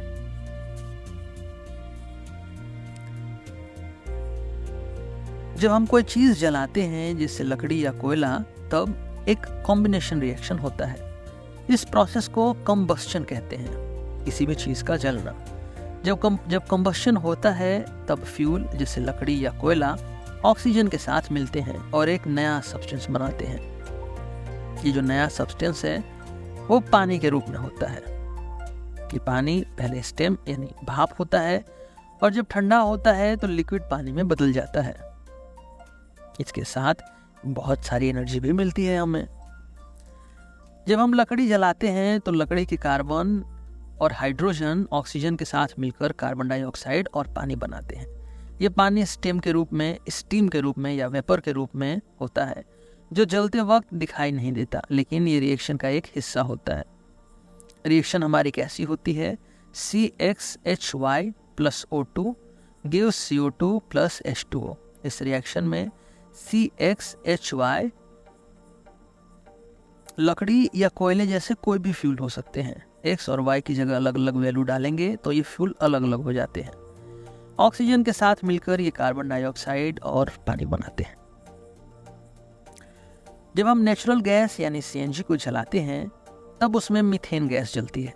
मीथेन जब ऑक्सीजन के साथ मिलती है तब कार्बन डाइऑक्साइड और पानी बनता है। ये एक और कॉम्बिनेशन रिएक्शन का एग्जाम्पल है जो हम अपनी रोज की जिंदगी में देख सकते हैं। इसका रिएक्शन ऐसा होता है CH4 + 2O2 plus which gives CO2 plus 2H2। Methane gas oxygen के साथ मिलकर कार्बन डाइऑक्साइड और पानी बनाती है। यह रिएक्शन गैस स्टोव में होती है जब आप उसे जलाते हैं। इस रिएक्शन में मीथेन और ऑक्सीजन मिलकर एक नया सब्सटेंस यानी कार्बन डाइऑक्साइड और पानी बना रहे हैं। कॉम्बिनेशन रिएक्शंस हमारी जिंदगी का एक इम्पॉर्टेंट हिस्सा है। इनसे हमारे आसपास की दुनिया चलती है। ये रिएक्शंस हमारे घरों में, कुकिंग में, फैक्ट्रीज में, चीज़ें बनाने में और प्लांट्स में नेचुरल प्रोसेस में भी होते हैं। कॉम्बिनेशन रिएक्शन का सिंपल कॉन्सेप्ट ये है कि दो या ज़्यादा चीज़ें मिलकर एक नया सब्सटेंस बनाती हैं। इसलिए ये रिएक्शंस हमारे लिए बहुत इम्पॉर्टेंट है और इसके एग्जांपल्स आपको हर जगह मिलते हैं। अब बात करते हैं हम डिकम्पोजिशन रिएक्शंस की। डिकम्पोजिशन रिएक्शंस ऐसे केमिकल रिएक्शंस होते हैं जहां एक कॉम्प्लेक्स यानी ज़्यादा कॉम्प्लिकेटेड बड़ी सब्सटेंस टूटकर सिंपलर यानी आसान सब्सटेंसेस में बदल जाती है। ये रिएक्शन कॉम्बिनेशन रिएक्शन का उल्टा होते हैं। मतलब कॉम्बिनेशन में चीज़ें मिलती हैं लेकिन डिकम्पोजिशन में एक चीज़ टूटकर दो या ज़्यादा चीज़ें बनाती हैं। इस रिएक्शन में एक सब्सटेंस जो कॉम्प्लेक्स होता है वो टूटकर दो या ज़्यादा सिंपलर सब्सटेंसेस में बदल जाता है। ये प्रोसेस तब होता है जब उस सब्सटेंस को एनर्जी मिलती है। एनर्जी अलग अलग तरीके से दी जा सकती है, जैसे हीट यानी गर्मी, लाइट यानी रोशनी या इलेक्ट्रिसिटी यानी बिजली के रूप में। जब एनर्जी दी जाती है तो सब्सटेंस के जो बॉन्ड होते हैं, जो इनके मॉलिक्यूल्स के बॉन्ड होते हैं वो टूट जाते हैं क्योंकि एनर्जी इनको जोर से हिलाती है और हिलने से कोई भी बॉन्ड टूट जाते हैं और फिर नई चीज़ें बनती हैं जब ये टूट के जुड़ते हैं। तो पानी का टूटना एक अच्छा एग्जाम्पल है डिकम्पोजिशन रिएक्शन का। रिएक्शन कुछ ऐसी होती है कि 2H2O यानी पानी का दो मॉलिक्यूल जब इलेक्ट्रोलिसिस होती है तो 2H2 यानी दो हाइड्रोजन गैस के मॉलिक्यूल और एक ऑक्सीजन का मॉलिक्यूल। देखिए यहाँ पे मॉलिक्यूल मैंने बोला, एटम नहीं बोला। एटम यहाँ पे हाइड्रोजन के 4 हैं क्योंकि एक मॉलिक्यूल में 2 एटम हैं और 2 × 2 4। और ऑक्सीजन के यहाँ पे एक मॉलिक्यूल है और उस मॉलिक्यूल में ये 2 ऑक्सीजन है क्योंकि ये डाई एटॉमिक मॉलिक्यूल होता है ऑक्सीजन का। इस रिएक्शन में पानी यानी H2O को इलेक्ट्रिसिटी पास करके हाइड्रोजन गैस H2 और ऑक्सीजन गैस यानी O2 में तोड़ दिया जाता है। यानी एक सब्सटेंस पानी टूटकर दो नए सब्सटेंसेस हाइड्रोजन और ऑक्सीजन में बदल गया। इस इलेक्ट्रोलिसिस प्रोसेस में अगर आप इलेक्ट्रिसिटी को जब पास करेंगे तो पानी के मॉलिक्यूल्स टूट जाते हैं और दो गैसेस बनती हैं, हाइड्रोजन और ऑक्सीजन। इस प्रोसेस को इलेक्ट्रोलिसिस कहते हैं। ऑफ कोर्स ये एक आसान एग्जांपल है जो दिखाता है कि कैसे एक कॉम्प्लेक्स ऑफ सब्सटेंस यानी पानी टूटकर सिंपलर सब्सटेंसेस यानी हाइड्रोजन और ऑक्सीजन में बदल जाती है। पानी को तोड़ने के लिए हमें एनर्जी इलेक्ट्रिसिटी के रूप में देनी होती है। जब पानी में इलेक्ट्रिसिटी पास की जाती है तो पानी के मॉलिक्यूल्स के जो जोड़ यानी जो बॉन्ड्स हैं वो इस एनर्जी से हिल के टूट जाते हैं और वो दो अलग गैसेस में बदल जाते हैं। ये गैसेस हाइड्रोजन और ऑक्सीजन होती है। एक बार फिर से बता दूं आपको, हाइड्रोजन बबल्स के रूप में निकलती है और ऑक्सीजन गैस भी अपने बबल्स के रूप में निकलेगी। जितनी गैसेस हैं वो बबल्स बनाती हैं। किसी भी केमिकल रिएक्शन में आपको कहीं भी बबल्स दिखे तो आप समझ जाइए कि कोई गैस निकल रही है। फिर अगला एग्जांपल है कैल्शियम कार्बोनेट का टूटना। कैल्शियम कार्बोनेट को CaCO3 कहा जाता है। जब कैल्शियम कार्बोनेट को गर्म किया जाता है तो ये कैल्शियम ऑक्साइड CaO और कार्बन डाइऑक्साइड CO2 में टूट जाता है। इसका रिएक्शन होता है CaCO3 एरो CaO + CO2। यहाँ कैल्शियम कार्बोनेट एक कॉम्प्लेक्स सब्सटेंस है जो गर्मी मिलने पर टूटकर कैल्शियम ऑक्साइड और कार्बन डाइऑक्साइड में बदल जाता है। ये बताने के लिए कि इसमें हीट दी गई है, आप यहाँ पे हीट लिख सकते हैं, CaCO3 का जो एरो। डिकम्पोजिशन रिएक्शंस हमारे आसपास बहुत होते हैं, जैसे प्लांट्स और एनिमल्स के अंदर जो सब्सटेंस हैं वो टूटकर न्यूट्रिएंट्स बनते हैं, जो हमारा ग्लूकोज है, जो हमारे प्रोटीन्स हैं, जो फैट्स है, ये सब ब्रेक डाउन होते हैं छोटे छोटे पार्ट्स में। डिकम्पोजिशन रिएक्शंस का सिंपल कॉन्सेप्ट ये है कि ये कॉम्प्लेक्स सब्सटेंस टूटकर दो या दो से ज़्यादा सिंपल सब्सटेंसेस बनाता है। इसलिए ये रिएक्शंस इंपॉर्टेंट है क्योंकि ये हमें दिखाती हैं कि कैसे चीज़ें तोड़कर नए फॉर्म्स ले सकती हैं। अब हम बात करते हैं डिस्प्लेसमेंट रिएक्शंस की। डिस्प्लेसमेंट रिएक्शंस को इस रिएक्शन को सिंगल डिस्प्लेसमेंट रिएक्शन भी कहा जाता है। डिस्प्लेसमेंट रिएक्शंस ऐसे केमिकल रिएक्शंस होते हैं जहां एक एलिमेंट दूसरे एलिमेंट को उसकी कंपाउंड से रिप्लेस कर देता है, उसकी घर से रिप्लेस कर देता है। इस प्रोसेस को सिंगल रिप्लेसमेंट रिएक्शन भी कहते हैं।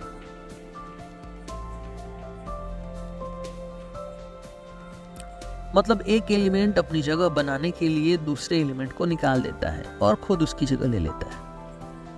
इस रिएक्शन में एक एलिमेंट जो ज़्यादा रिएक्टिव होता है वो दूसरे एलिमेंट को उसके कंपाउंड से निकालकर खुद उसकी जगह ले लेता है। यानी एक एलिमेंट अपने एटम्स को मिलाकर दूसरे एलिमेंट के एटम्स को उसकी कंपाउंड से हटा देता है।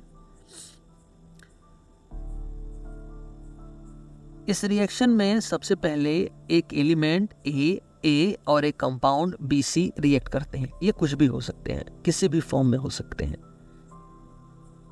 एलिमेंट A कंपाउंड BC के एलिमेंट B को रिप्लेस कर देता है। इस रिप्लेसमेंट के बाद नया कंपाउंड AC और दूसरा एलिमेंट B बनता है। इसका एग्जाम्पल है जिंक और कॉपर सल्फेट का रिएक्शन वर्ड्स सिंबल्स में लिखी जाती है Zn plus CuSO4 arrow, ZnSO4 plus CO। समझिए, देखिए, जब जिंक को कॉपर सल्फेट यानी CuSO4 सोल्यूशन में डालते हैं तो जिंक कॉपर को रिप्लेस कर देता है और जिंक सल्फेट बनाता है। इस प्रोसेस में कॉपर फ्री हो जाता है और सोल्यूशन में नजर आता है। ऐसा क्यों होता है? क्योंकि कॉपर सल्फेट सोल्यूशन में कॉपर आयंस डिसॉल्व होते हैं। कोई भी सोल्यूशन है यानी उसको पानी में डाला गया है। पानी में जब चीज़ें जाती हैं तो वो अपने आयंस या कैटायंस में टूट जाती हैं, आयंस में टूटती हैं। आयंस में टूटना मतलब कॉपर जो है वो जब जाता है तो उस पर 2 पॉजिटिव चार्ज आ जाते हैं, वो अपने बंधन छोड़ देता है। और जो SO4 है वो अपने डबल माइनस ले लेता है। ये क्लास 9 के कॉन्सेप्ट है। आपको पता है तो ठीक है, नहीं पता है तो आपको रिवाइज करने पड़ेंगे। जिंक मेटल को सोल्यूशन में डाला जाता है। जब डाला जाता है तो जिंक ज़्यादा रिएक्टिव होता है कॉपर से, इसलिए कॉपर को, जो कॉपर के आयंस है, उसको रिप्लेस कर देता है। और जैसे ही ये रिप्लेस करता है, जो कॉपर है वो सोल्यूशन से हमें नीचे दिखने लगता है। इस इमेज में देखिए, ये आपको दिख रहा है। ये केमिकल रिएक्शंस जादू की तरह है। जो नहीं जानता कि ये क्या हो रहा है वो शॉक हो जाएगा। डबल डिस्प्लेसमेंट रिएक्शंस की अब बात करते हैं। डबल डिस्प्लेसमेंट रिएक्शंस ऐसे केमिकल रिएक्शंस होते हैं जहां 2 कंपाउंड्स अपने आयंस का आदान प्रदान करते हैं और नए कंपाउंड्स बनाते हैं। इस रिएक्शन को आयनिक रिएक्शन भी कहते हैं क्योंकि ये आयंस क्या होते हैं? चार्ज्ड पार्टिकल्स होते हैं, के एक्सचेंज पर आधारित होती है। यानी 2 कंपाउंड्स के पॉजिटिव आयंस, कैटायंस और नेगेटिव आयंस, अनायंस अपने जगह बदलते हैं, जिससे नए प्रोडक्ट्स बनते हैं। सिंगल डिस्प्लेसमेंट रिएक्शन में एक एक्सचेंज होता है और यहाँ इस डबल डिस्प्लेसमेंट में 2 एक्सचेंज होते हैं।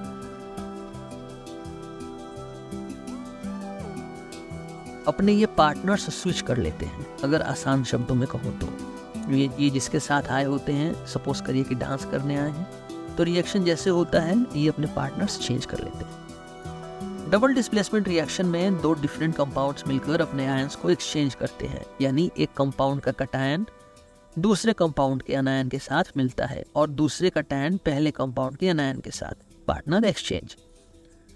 रिएक्शन शुरू होने से पहले दो कंपाउंड्स होते हैं जैसे AB और CD।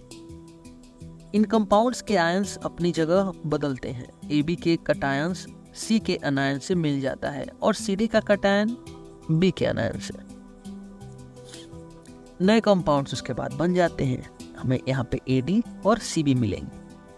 इसका एग्जाम्पल है बेरियम क्लोराइड और सोडियम सल्फेट का रिएक्शन। अगर आप याद कर सकते हैं तो एक एक जो आपके ये इक्वेशंस हैं, टाइप्स ऑफ रिएक्शंस हैं, उनके एक एक एग्जाम्पल एटलीस्ट याद रखिएगा। बेरियम क्लोराइड और सोडियम सल्फेट का रिएक्शन देखते हैं। बेरियम क्लोराइड BaCl2 और सोडियम सल्फेट Na2SO4। ये दो सॉल्युबल कंपाउंड्स हैं, यानी पानी में घुल सकते हैं। जब इन्हें पानी में मिक्स किया जाता है तो बेरियम के आयंस यानी Ba2+ और सल्फेट के आयंस SO4 अपनी जगहें बदलते हैं और बेरियम सल्फेट बनाते हैं। यहाँ पे पार्टनर्स एक्सचेंज हो रहे हैं, जो बेरियम के साथ आया था और जो सोडियम के साथ आया था, ये दोनों एक्सचेंज हो जा रहे हैं। बेरियम सल्फेट पानी में इनसॉल्युबल होता है, यानी ये पानी में नहीं घुलता, इसलिए ये एक वाइट सॉलिड के रूप में बाहर सॉल्यूशन के नीचे साइड में बैठ जाता है, सेटल हो जाता है। सोडियम और क्लोराइड आयंस जो बचे रहते हैं वो पानी में ही डिसॉल्व रहते हैं। किसी भी एक रिएक्शन के अंदर और भी कई तरह के रिएक्शंस के नाम हो सकते हैं, जैसे बेरियम क्लोराइड और सोडियम सल्फेट के हमारे इस केस में ये तो एक डबल डिस्प्लेसमेंट रिएक्शन है, लेकिन इस रिएक्शन में एक प्रेसिपिटेट रिएक्शन में छुपी हुई है। क्योंकि प्रेसिपिटेट बन रहा है तो इस रिएक्शन को हम प्रेसिपिटेट रिएक्शन भी कह सकते हैं। इसलिए ये डबल डिस्प्लेसमेंट रिएक्शन के साथ ही एक प्रेसिपिटेशन रिएक्शन भी है। अब ये प्रेसिपिटेशन रिएक्शंस क्या होती है, देखिए। प्रेसिपिटेशन रिएक्शन एक ऐसे प्रोसेस है जिसमें दो सॉल्युबल कंपाउंड्स मिलते हैं, सॉल्युबल में सॉल्यूशन वाले, एक्वस, और एक इनसॉल्युबल कंपाउंड बनता है। मतलब दो मिले और एक को इनसॉल्युबल, एक को खदेड़ दिया बाहर। ये इनसॉल्युबल कंपाउंड्स सॉलिड के रूप में बनते हैं और सॉल्यूशन के बॉटम में सेटल हो जाते हैं। इस सॉलिड को प्रेसिपिटेट कहते हैं कि वो नीचे बैठ गया, बारिश हो गई, वो नीचे आ गया, प्रेसिपिटेट। जब दो एक्वस यानी पानी में घुले हुए सॉल्यूशंस को मिलाया जाता है तो उनके आयंस आपस में रिएक्ट करते हैं। अगर जो नया कंपाउंड बनता है वो पानी में इनसॉल्युबल होता है तो वो प्रेसिपिटेट के रूप में नजर आता है और इस प्रोसेस को हम प्रेसिपिटेशन रिएक्शन कह देते हैं। एग्जाम्पल हमारा वही बेरियम क्लोराइड और सोडियम सल्फेट का रिएक्शन है, BaCl2 + Na2SO4 arrow BaSO4 + 2NaCl। Reactants हमारे बेरियम क्लोराइड हैं, BaCl2 और सोडियम सल्फेट Na2SO4। जब ये दोनों मॉप कंपाउंड्स मिलते हैं तो बेरियम के आयंस Ba2+ और सल्फेट आयंस SO4 रिएक्ट करते हैं और बेरियम सल्फेट यानी BaSO4 बनाते हैं। बेरियम सल्फेट पानी में इनसॉल्युबल है, इसलिए ये वाइट प्रेसिपिटेट के रूप में बनकर सॉल्यूशन के बॉटम में नीचे सेटल हो जाता है। सोडियम आयंस और क्लोराइड आयंस जो बचे रहते हैं वो पानी में घुलकर सोडियम क्लोराइड यानी NaCl सॉल्यूशन बना के रखते हैं। जब प्रेसिपिटेशन रिएक्शन होती है तो सॉल्यूशन में एक नया सॉलिड सब्सटेंस यानी प्रेसिपिटेट बन जाता है जो बॉटम में सेटल हो जाता है। ये सॉलिड सब्सटेंस रिएक्टेंट्स के मिलने से बनता है प्रोडक्ट के रूप में। जब आप दो क्लियर सॉल्यूशंस को मिक्स करते हैं और एक सॉलिड सब्सटेंस यानी प्रेसिपिटेट बनने लगता है तो ये प्रेसिपिटेशन रिएक्शन होती है।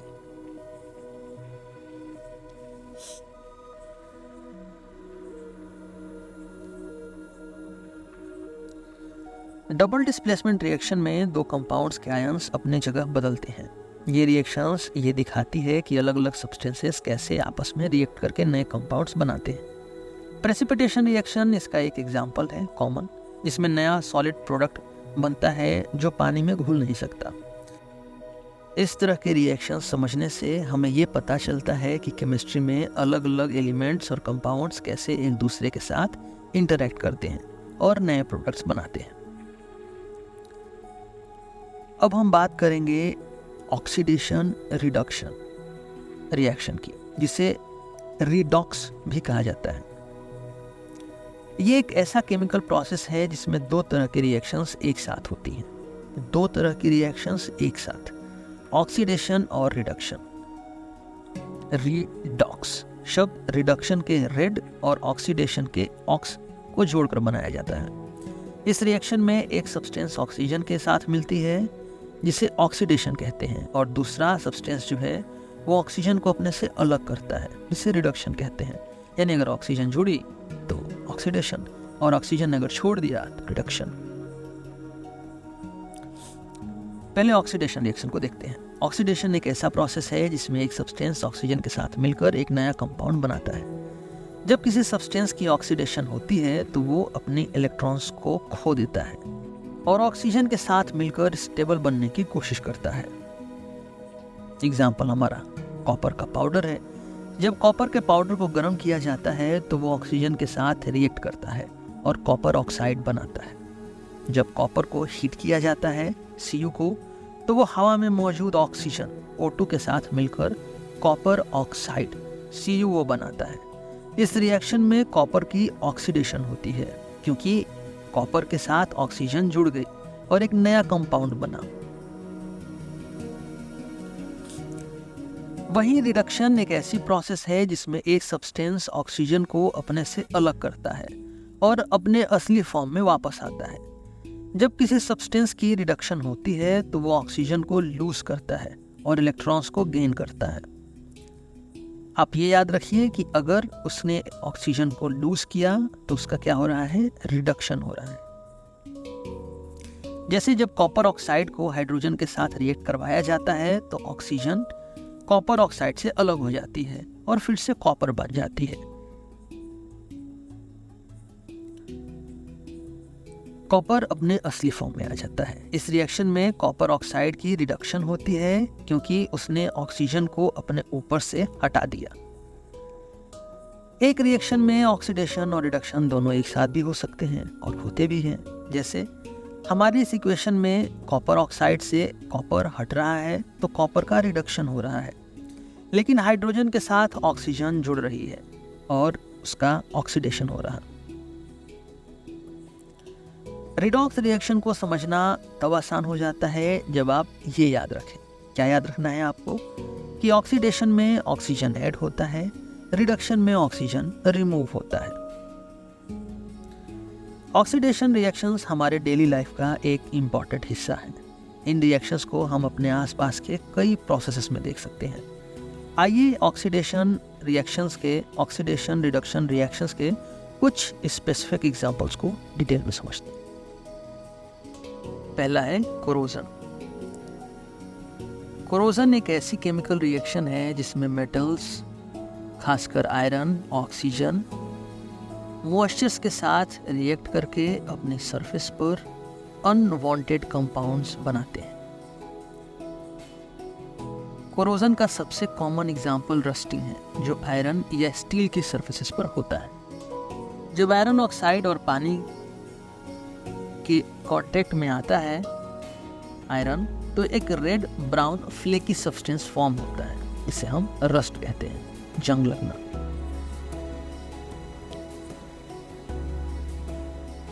रस्टिंग रिएक्शन को इस तरह से रिप्रेजेंट किया जा सकता है: 4Fe + 3O2 + 6H2O arrow 4FeOH का होल थ्राइस।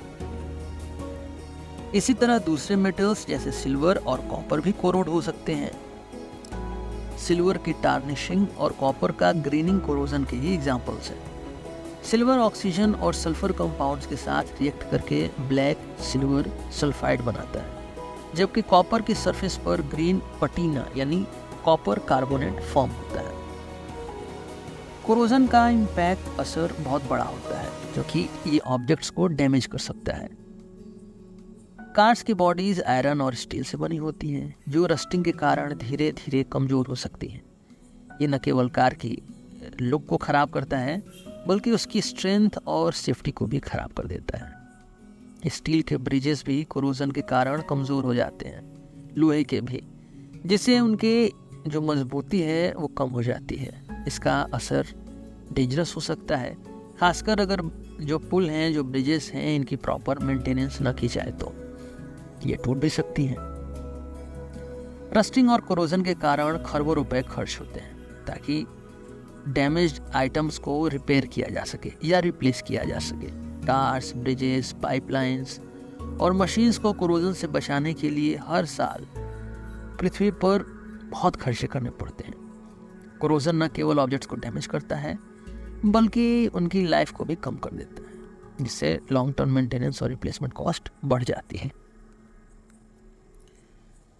कोरोजन को बचाने के लिए, प्रिवेंट करने के लिए कई मेथड्स हैं। आइए कुछ कॉमन टेक्निक्स को समझते हैं। पहला है पेंटिंग। पेंटिंग एक सिंपल और इफ़ेक्टिव मेथड है जिसमें मेटल की सरफेस को मॉइस्चर और ऑक्सीजन के कांटेक्ट से बचाने के लिए पेंट का एक प्रोटेक्टिव लेयर के रूप में लगा दिया जाता है। पेंट कर देने से हवा और पानी के साथ मेटल का कांटेक्ट ख़त्म हो जाता है, इसके वजह से कोरोजन स्लो हो जाता है। दूसरा मेथड है गैल्वेनाइजेशन का। गैल्वेनाइजिंग में आयरन या स्टील की सरफेस पर जिंक की कोटिंग की जाती है। जिंक एक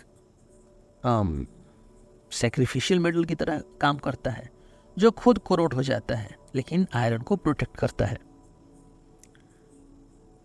कुछ एलॉयज जो होते हैं वो नेचुरली रस्ट रेजिस्टेंट होते हैं, यानी इनमें जंग नहीं लगता, जैसे स्टेनलेस स्टील।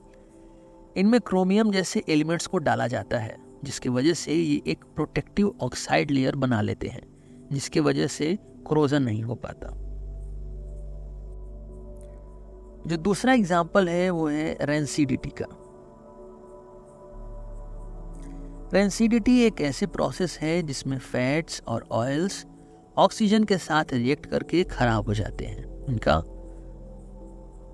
ऑक्सीडेशन हो जाता है। जब फैट्स और ऑयल्स ऑक्सीडाइज होते हैं तो उनकी स्मेल और टेस्ट खराब हो जाती है।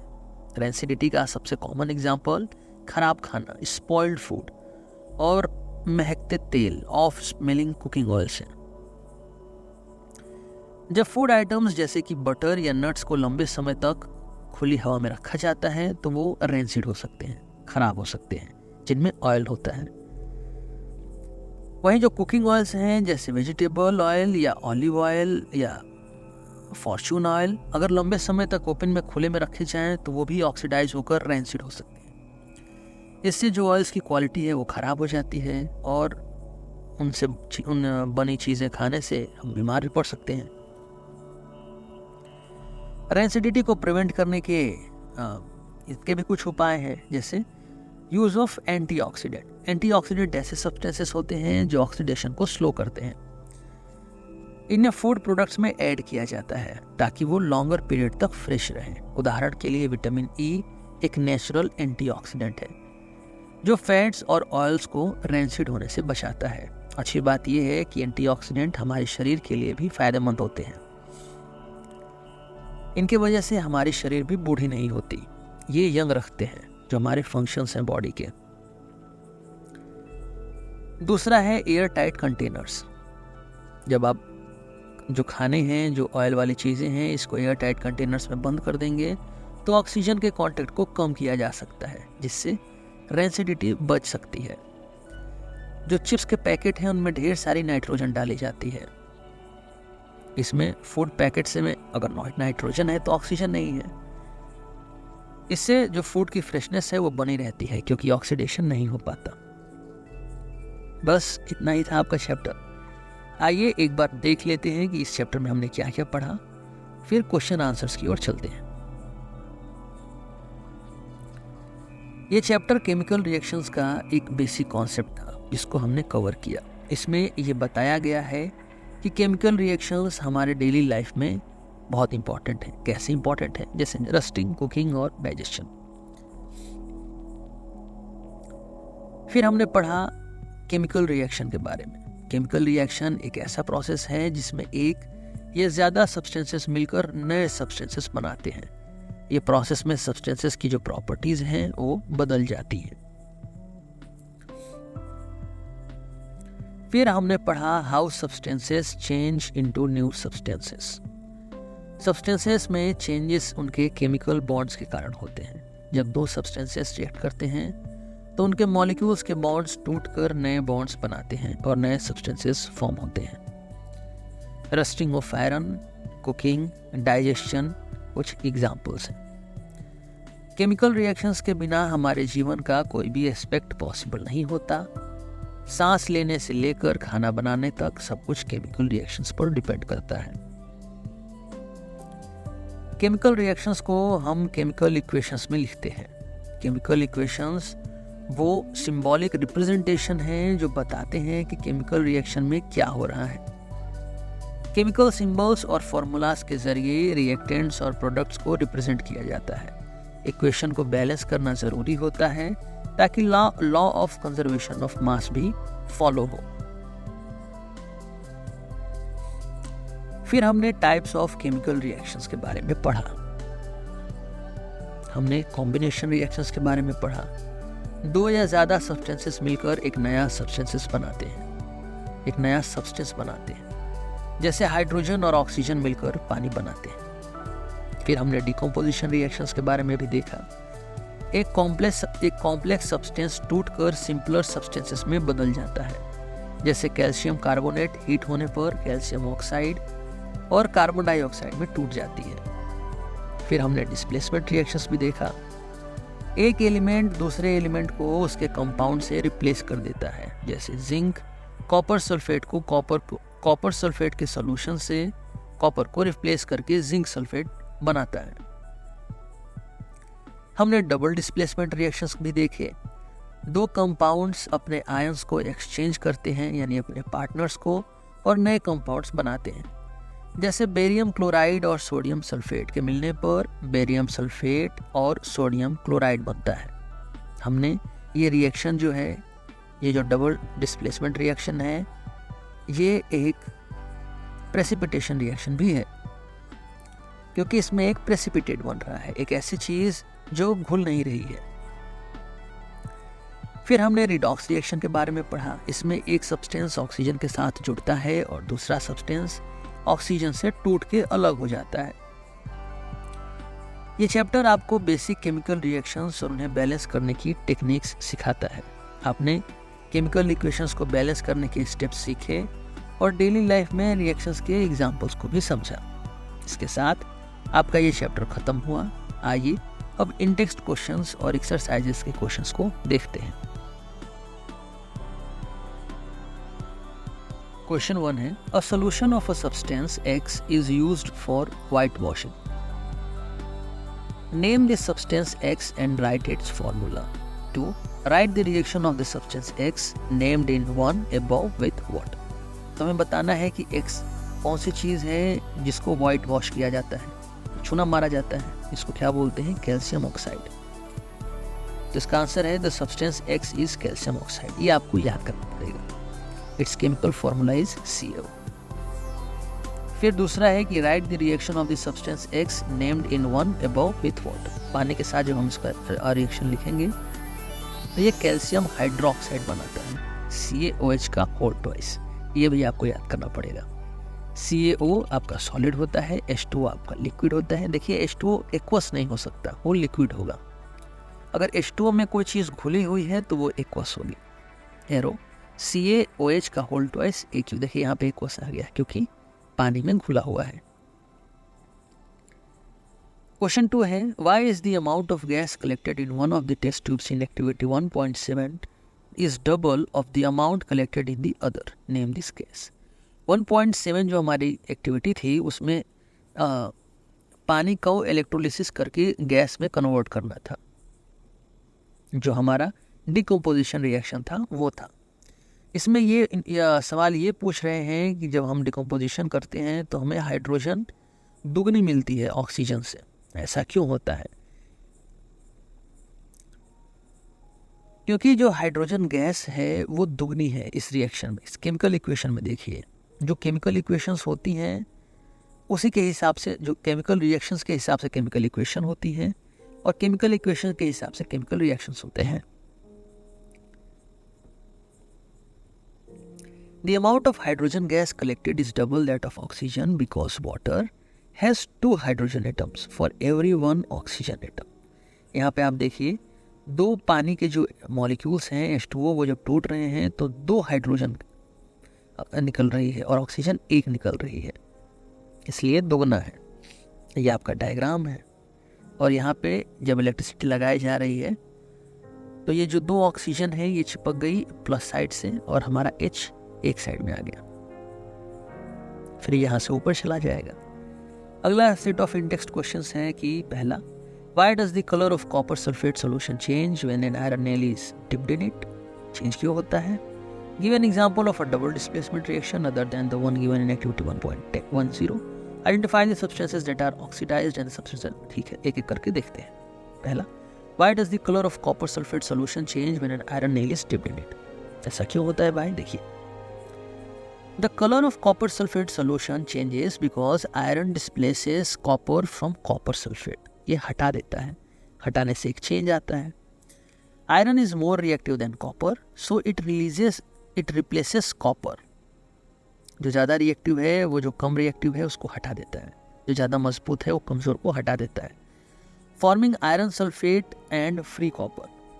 The blue solution turns green due to the formation of iron sulfate। Colour change होता है आयरन सल्फेट के बनने की वजह से। जो हमारी रिएक्शन है वो क्या है? Fe जो हमारा सॉलिड है प्लस CuSO4 ये पानी में घुला हुआ है इसलिए एक्वस एरो, FeSO4 ये भी पानी में है इसलिए एक्वस प्लस कॉपर। कॉपर हमारी सॉलिड है। 2 है कि डबल डिस्प्लेसमेंट का रिएक्शन का एक और एग्जाम्पल दीजिए जो एक्टिविटी 1.10 में नहीं है। ऐसे क्वेश्चन तो एग्जाम में नहीं आएंगे, पर फिर भी एक और रिएक्शन आप जान लीजिए। AgNO3 ये एक्वस प्लस NaCl यानी नमक, ये क्या बनाएगा आपका AgCl। यहाँ पे पार्टनर्स एक्सचेंज हो जाएंगे, Ag के साथ Na वाला चला जाएगा और Na के साथ Ag वाले आ जाएंगे। तो AgNO3 aqueous plus NaCl aqueous arrow AgCl solid plus NaNO3 aqueous. In this reaction, silver nitrate and sodium chloride react to form a white precipitate of silver chloride and sodium nitrate in solution। देखिए यहाँ भी एक precipitate आया AgCl, मतलब ये एक precipitation reaction भी है डबल डिस्प्लेसमेंट के साथ साथ। Question 3 है, identify the substances that are oxidized and the substances that are reduced in the following reactions। मैं बताना है कि क्या ऑक्सीडाइज हुआ क्या रिड्यूस हुआ। पहला है 4Na सॉलिड प्लस O2G यानी गैस एरो 2NO2O सॉलिड। देखिए यहाँ पे सोडियम के साथ ऑक्सीजन जुड़ गया यानी सोडियम का क्या हुआ? ऑक्सीडेशन हुआ और ऑक्सीजन गायब हो गया, इसलिए ऑक्सीजन का रिडक्शन हुआ। Sodium gains oxygen to form sodium oxide Na2O, so sodium is oxidized। Oxygen gains electrons from sodium, so oxygen is reduced. अगर आपको इलेक्ट्रॉन्स का खेल समझ में नहीं आ रहा है तो बस आप ये याद रखिए कि यहाँ पे ऑक्सीजन थी, अभी इधर नहीं है, मतलब ऑक्सीजन का क्या हुआ? रिड्यूस्ड हो गई। सेकेंड है CuO copper oxide plus H2 gas gives copper solid plus H2O liquid. इसमें क्या हुआ? ऑक्सीडाइज हाइड्रोजन, क्योंकि हाइड्रोजन के साथ ऑक्सीजन जुड़ गई और ये पानी बन गया। रिड्यूस क्या हुआ? कॉपर ऑक्साइड, क्योंकि कॉपर ऑक्साइड से ऑक्साइड हट गई और ये सिर्फ कॉपर मिला हमें। तो hydrogen gains oxygen to form water H2O, so hydrogen is oxidised. Copper oxide loses oxygen to form copper, so copper oxide is reduced. अब एक्सरसाइजेस के क्वेश्चंस को देखते हैं। पहला है, which of the statements about the reaction below are incorrect? कौन से incorrect है? पहला, 2PbO solid plus CS solid gives 2Pb solid plus CO2G। अभी आप फिलहाल के लिए भूल जाइए कि यहाँ पे क्या लिखा है, अभी आप सिर्फ जो हमने पढ़ा इस चैप्टर में वो लगाइए।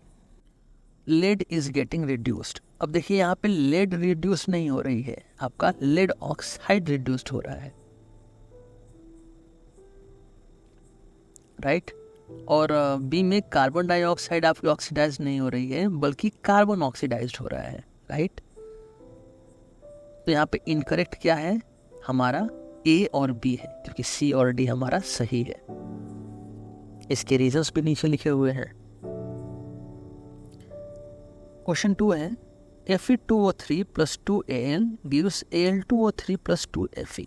The above reaction is an example of, यहाँ पे ध्यान से देखिए, तो एक कंपाउंड है और एक ये दूसरा कंपाउंड है, और रिएक्शन के बाद जो है ये कंपाउंड इंटरचेंज हो जा रहे हैं, मतलब वो उसके अंदर चला जा रहा है और जो अंदर था वो बाहर आ जा रहा है। ये किसका है? डिस्प्लेसमेंट रिएक्शन का है। एक डिस्प्लेसमेंट है, इसलिए displacement is reaction in this reaction, इसलिए डी हमारा सही हो जाएगा। इस रिएक्शन में एल्युमिनियम डिस्प्लेस कर रहा है आयरन को from iron 3 oxide which is a characteristic of a displacement reaction, right, हटाना। Question 3, what happens when dilute hydrochloric acid is added to iron filings? Tick the correct answer. यहाँ पे क्या होगा अगर डाइल्यूट हाइड्रोक्लोरिक एसिड को iron के साथ लगाया जाएगा? तो जब मेटल के साथ एसिड रिएक्ट करता है तो हाइड्रोजन गैस निकलती है। नहीं पता, कोई दिक्कत नहीं, याद कर लीजिए। तो पहला हमारा सही आंसर है, हाइड्रोजन गैस निकल रही है और आयरन क्लोराइड बन रहा है। When iron reacts with hydrochloric acid, it forms iron chloride and releases hydrogen gas. The reaction is this. ये रिएक्शन किसका एग्जाम्पल है? देखिए एक बार ध्यान से, यहाँ पे डिस्प्लेसमेंट हो रहा है, हाइड्रोजन को उसकी जगह से Fe हटा दे रहा है और खुद रिएक्ट कर जा रहा है। क्वेश्चन 4 है what is a balanced chemical equation? Why should chemical equations be balanced?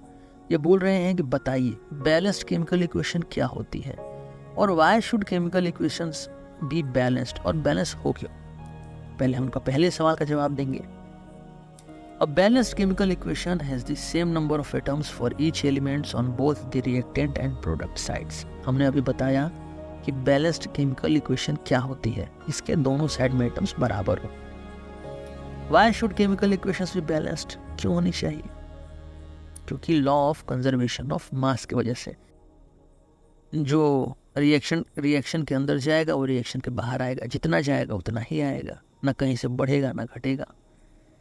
So chemical equations must be balanced to obey the law of conservation of mass, ensuring that the mass of reactants equals the mass of products. ठीक है, question 5 पे चलते हैं। Translate the following statements into chemical equations and then balance them. मतलब हमें translate करना है और बैलेंस करना है। A, B, C, D। आइए एक एक करते हैं। अनबैलेंस्ड इक्वेशन क्या है हमारी? हाइड्रोजन गैस यानी H2 combines with nitrogen to form ammonia, nitrogen यानी N2। ये डाई एटॉमिक हैं, ये सब आपके 9th के सिलेबस में है। और जब ये मिलेंगे तो क्या बनाएंगे? हाइड्रोजन और नाइट्रोजन मिलेंगे तो NH3 बनेगा। ये बैलेंस नहीं है, बैलेंस करने के लिए आप स्टेप्स को फॉलो करिएगा। मैंने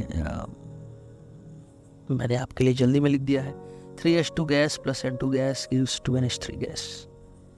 B, hydrogen sulphide gas burns in air to give water and sulphur dioxide. Unbalanced equation हमारी क्या है? H2S plus O2 gives H2O plus SO2। Balanced equation हमारी ये है, तो दिख रही है। 2 लगा के H2S के लगा देंगे 2 आगे, O2 के आगे 3, H2O के आगे 2, SO2 के आगे 2।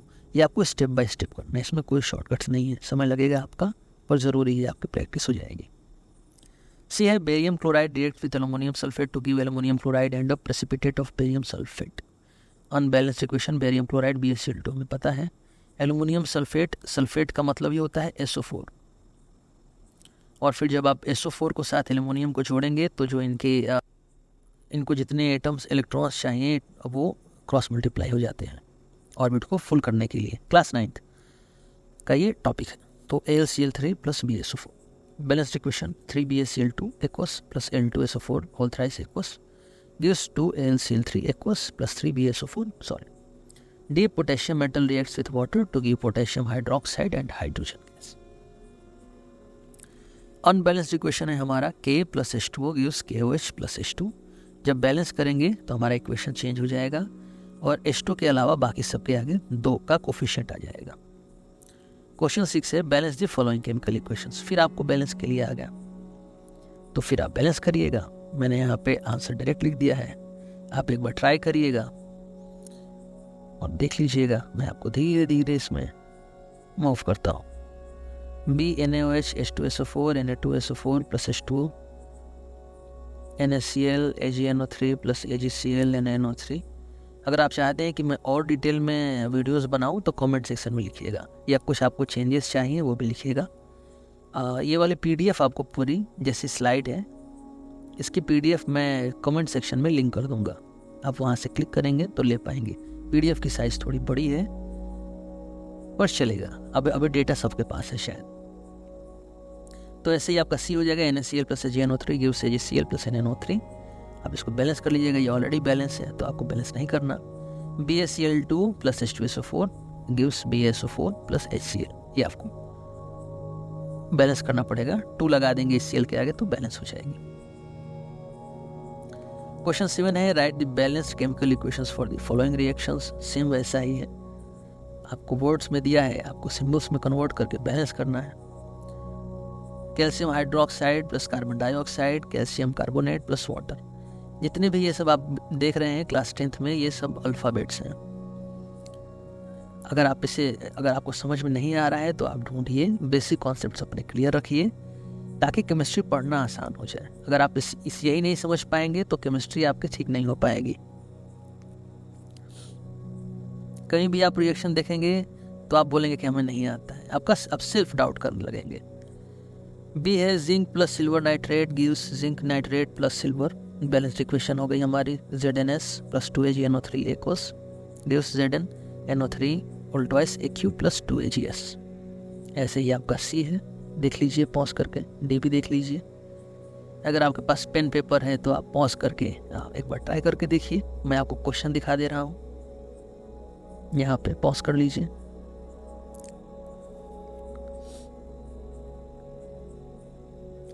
क्वेश्चन 8 है right the balanced chemical equation for the following and identify the type of reaction. हमें इसका बैलेंस्ड केमिकल इक्वेशन लिखना है जैसा हम पहले लिख रहे थे, पर हमें इनमें ये भी बताना है कि ये इनका टाइप क्या है। जो हमारा पहला है potassium bromide plus barium iodide gives potassium iodide plus barium bromide. हम इसको बैलेंस कर लेंगे। अब बैलेंस करके आप ध्यान से देखेंगे कि इनके पार्टनर एक्सचेंज हो रहे हैं यहाँ पे, तो ये आपका डबल डिस्प्लेसमेंट रिएक्शन है। बी देखिए zinc carbonates arrow zinc oxide carbon. जो जिंक कार्बोनेट है वो टूट जा रही है, किसमें 1 से 2 हो रहे हैं जिंक ऑक्साइड, और मतलब ये डिकम्पोजिशन रिएक्शन है। सी देखिए hydrogen gas plus chlorine gas hydrogen chloride gas, 1-2 मिलके तीसरा बना रहा है AB गिव्स AB, ये आपका कॉम्बिनेशन रिएक्शन है, simple. D magnesium hydrochloric acid के साथ मिलके मैग्नीशियम क्लोराइड और हाइड्रोजन बना रहा है Mg2HCl। यहाँ पे क्या हो रहा है डिस्प्लेसमेंट। Mg जो है वो HCl से H को हटा दे रहा है, ज़्यादा रिएक्टिव है Mg मैग्नीशियम, ये आपका डिस्प्लेसमेंट रिएक्शन है। क्वेश्चन 9 है what does one mean by exothermic and endothermic reactions, give examples. ये पूछ रहे हैं कि बताइए एक्सोथर्मिक और एंडोथर्मिक रिएक्शंस क्या है, क्या आपको पता है? हाँ तो एग्जांपल दीजिए। देखिए एक्सोथर्मिक रिएक्शंस क्या हैं? रिएक्शंस दैट रिलीज एनर्जी, जो एनर्जी छोड़ते हैं, usually in the form of heat, गर्मी निकलती है रिएक्शंस में। एग्जांपल आपका methane, burning of methane gas CH4, इसको जब हम जलाएंगे ऑक्सीजन के साथ, कोई भी चीज़ जल रही है मतलब ऑक्सीजन के साथ जुड़ रही है, ऑक्सीडाइज्ड हो रही है। और कार्बन इसके साथ है, कहीं भी कार्बन है ऑक्सीजन के साथ, कार्बन ऑक्सीजन आप रिएक्शन में देख लीजिए तो एक कार्बन डाइऑक्साइड आपके बनेगी, तो CO2 हो जाएगा आपका plus 2H2O gas plus energy. Endothermic reactions भी बताना है हमें। Reactions that absorb energy from there surroundings, जो एनर्जी लेती है, सोखती है, जिनको एनर्जी चाहिए। जैसे N2 नाइट्रोजन गैस मिलती है ऑक्सीजन गैस के साथ और एनर्जी लेती है और बनाती है नाइट्रोजन मोनोऑक्साइड 2NO। क्वेश्चन 10 है why is respiration considered an exothermic reaction, explain. आप बताइए कि सांस लेना, रेस्पिरेशन, एक एक्सोथर्मिक रिएक्शन क्यों कहलाता है, और समझाइए भी। देखिए जब हम सांस लेते हैं तो हमारा जो खाना है, फूड, उसके साथ ऑक्सीजन जुड़ती है, और किसी भी चीज़ के साथ जब ऑक्सीजन जुड़ती है, जब चीज़ें ऑक्सीडाइज्ड होती हैं तो हीट एनर्जी निकलती है। कैंडल का जलना, फ्यूल का जलना, किसी भी लकड़ी का जलना, ये सब क्या है एक्सोथर्मिक रिएक्शंस हैं, क्योंकि उनके साथ ऑक्सीजन जुड़ रही है। बस इसी कॉन्सेप्ट को इंग्लिश में लिख देना है हमें। Respiration is considered an exothermic reaction because it releases energy. During respiration, glucose reacts with oxygen to produce carbon dioxide, water, and energy. This energy is used by the body to perform various activities such as muscle movement, cell function, and maintaining body temperature. जो reaction है वो हमारे क्या है, glucose है, ये C6H12O6 आपका glucose है, कहीं भी दिखे ग्लूकोज, 6O2 ऑक्सीजन मिलती है, फिर कार्बन डाइऑक्साइड निकलता है और पानी निकलता है और हमें मिलती क्या है, एनर्जी, इसलिए ये एक्सोथर्मिक, एनर्जी मिली मतलब exothermic. Why are decomposition reactions called the opposite of combination reactions? बताइए decomposition reactions और combination reactions के opposite क्यों कहे जाते हैं, और इक्वेशंस भी लिखिए इन रिएक्शंस की, ठीक है, समझाते हैं इनको, देखिए। Decomposition reactions are called the opposite of combination reactions because in decomposition में क्या होता है, a single compound breaks down into two or more simpler substances.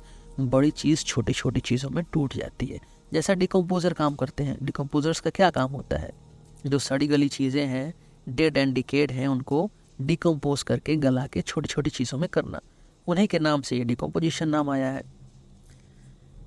While in combination में क्या होता है, जब चीज़ें मिलती हैं और बड़ी होती हैं, जैसे हमारे पासवर्ड के कॉम्बिनेशंस होते हैं, जुड़ते हैं, अल्फ़ाबेट्स होते हैं, नंबर्स होते हैं, ये कॉम्बिनेशंस हैं, ये मिलके एक स्ट्रॉन्ग पासवर्ड बनाते हैं, वीक पासवर्ड बनाते हैं, ये कॉम्बिनेशन।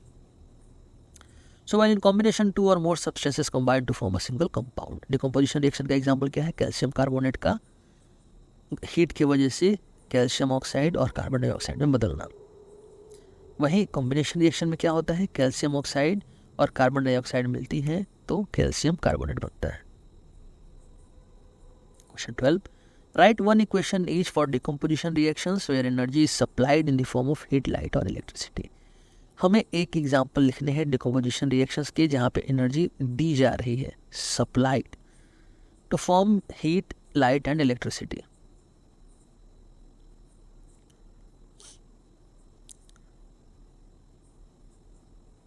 तो यहाँ पे पहला है कि हम हीट का, अच्छा ये जो पहले वाला एग्जांपल है क्वेश्चन 11 में, इसमें मैंने CSU3 को हम हीट देंगे तब ये टूटेगा, राइट। तो कैल्शियम कार्बोनेट को जब हम हीट देंगे तो कैल्शियम ऑक्साइड और कार्बन डाइऑक्साइड में ये टूट जाता है, ये हमारा हीट से, थर्मल डिकम्पोजिशन बोलते हैं, जो हीट से चीज़ें टूटती हैं। देखिए साइंस में बहुत से नाम बहुत कॉमन सेंस से आते हैं, कहीं भी थर्मल आए तो हीट है, डिकम्पोजिशन मतलब डिकम्पोजर से जुड़ा हुआ है। अगर आप एक अच्छा गेस करेंगे, साइंटिफिक गेस, एजुकेटेड, तो आपके आंसर सही होने के चांसेस ज़्यादा हैं।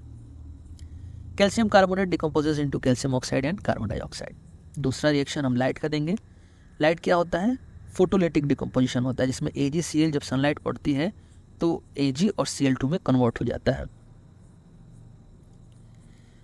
इलेक्ट्रिसिटी का हमारा पानी है, पानी में इलेक्ट्रिसिटी डालते हैं इलेक्ट्रोलिसिस प्रोसेस से, तो हमारा 2H2 और O2 में बदल जाता है। अगर आप ध्यान देंगे तो देखेंगे कि इस रिएक्शंस में एरो के ऊपर लिखा हुआ है कि डिकम्पोजिशन क्या हो क्या रहा है, क्या और दे रहे हैं, एक्स्ट्रा क्या दिया जा रहा है।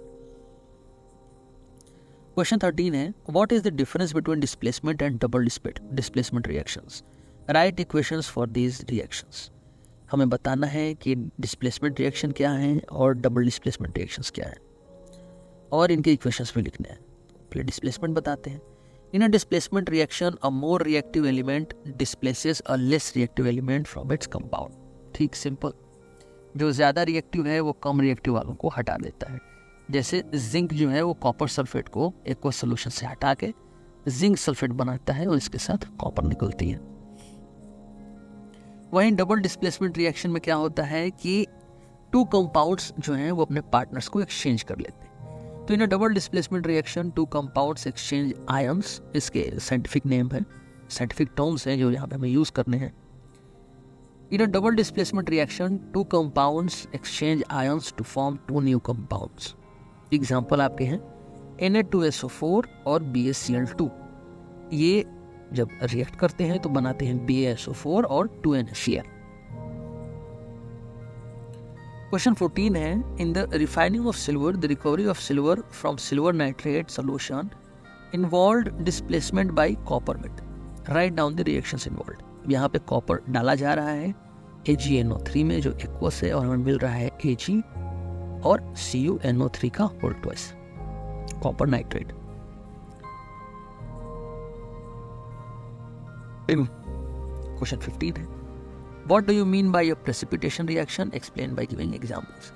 प्रेसिपिटेशन रिएक्शन क्या है बताइए एक एग्जांपल के साथ। देखिए, a precipitation reaction occurs when two aqueous solution, ध्यान दीजिएगा, टू एक्वस सॉल्यूशन, दो पानी वाली चीजें जो पानी में हैं, जिनके सॉल्यूशन पानी में बने हैं, आपस में मिलती हैं और क्या होता है, मतलब ये जादू जैसा है कि दो लिक्विड चीजें मिली और आपको कुछ सॉलिड सा नीचे दिख गया किसी ने, आप बोलेंगे अरे ये कहाँ से आया, ये प्रेसिपिटेट है, वो बैठ गया जो लिक्विड में, जो सॉलिड, जो सॉल्यूशन में था, लिक्विड में नहीं, sorry.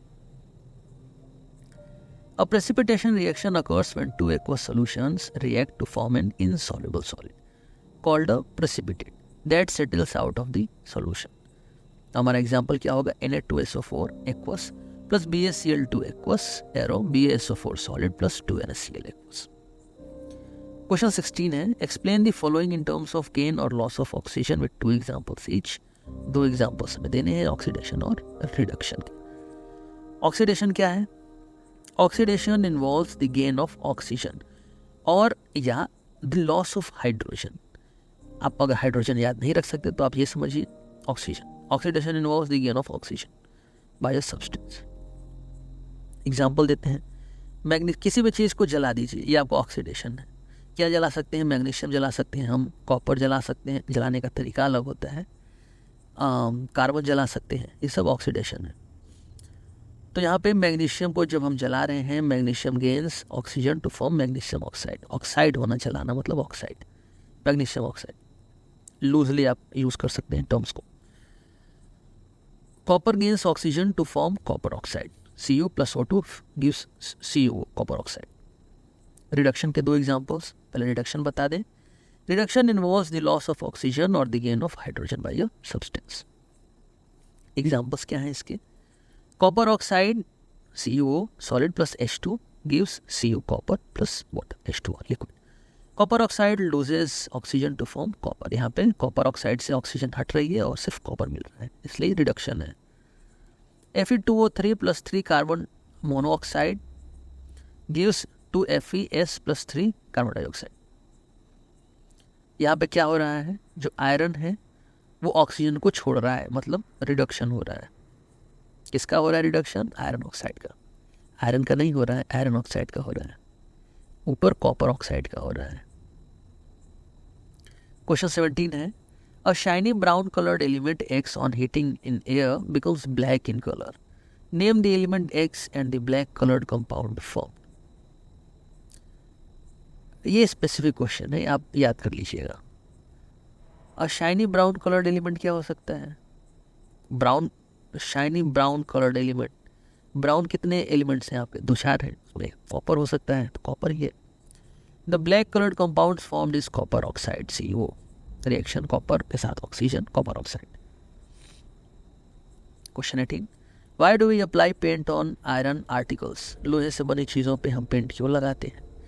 We apply paint on iron articles to prevent corrosion यानी रस्टिंग।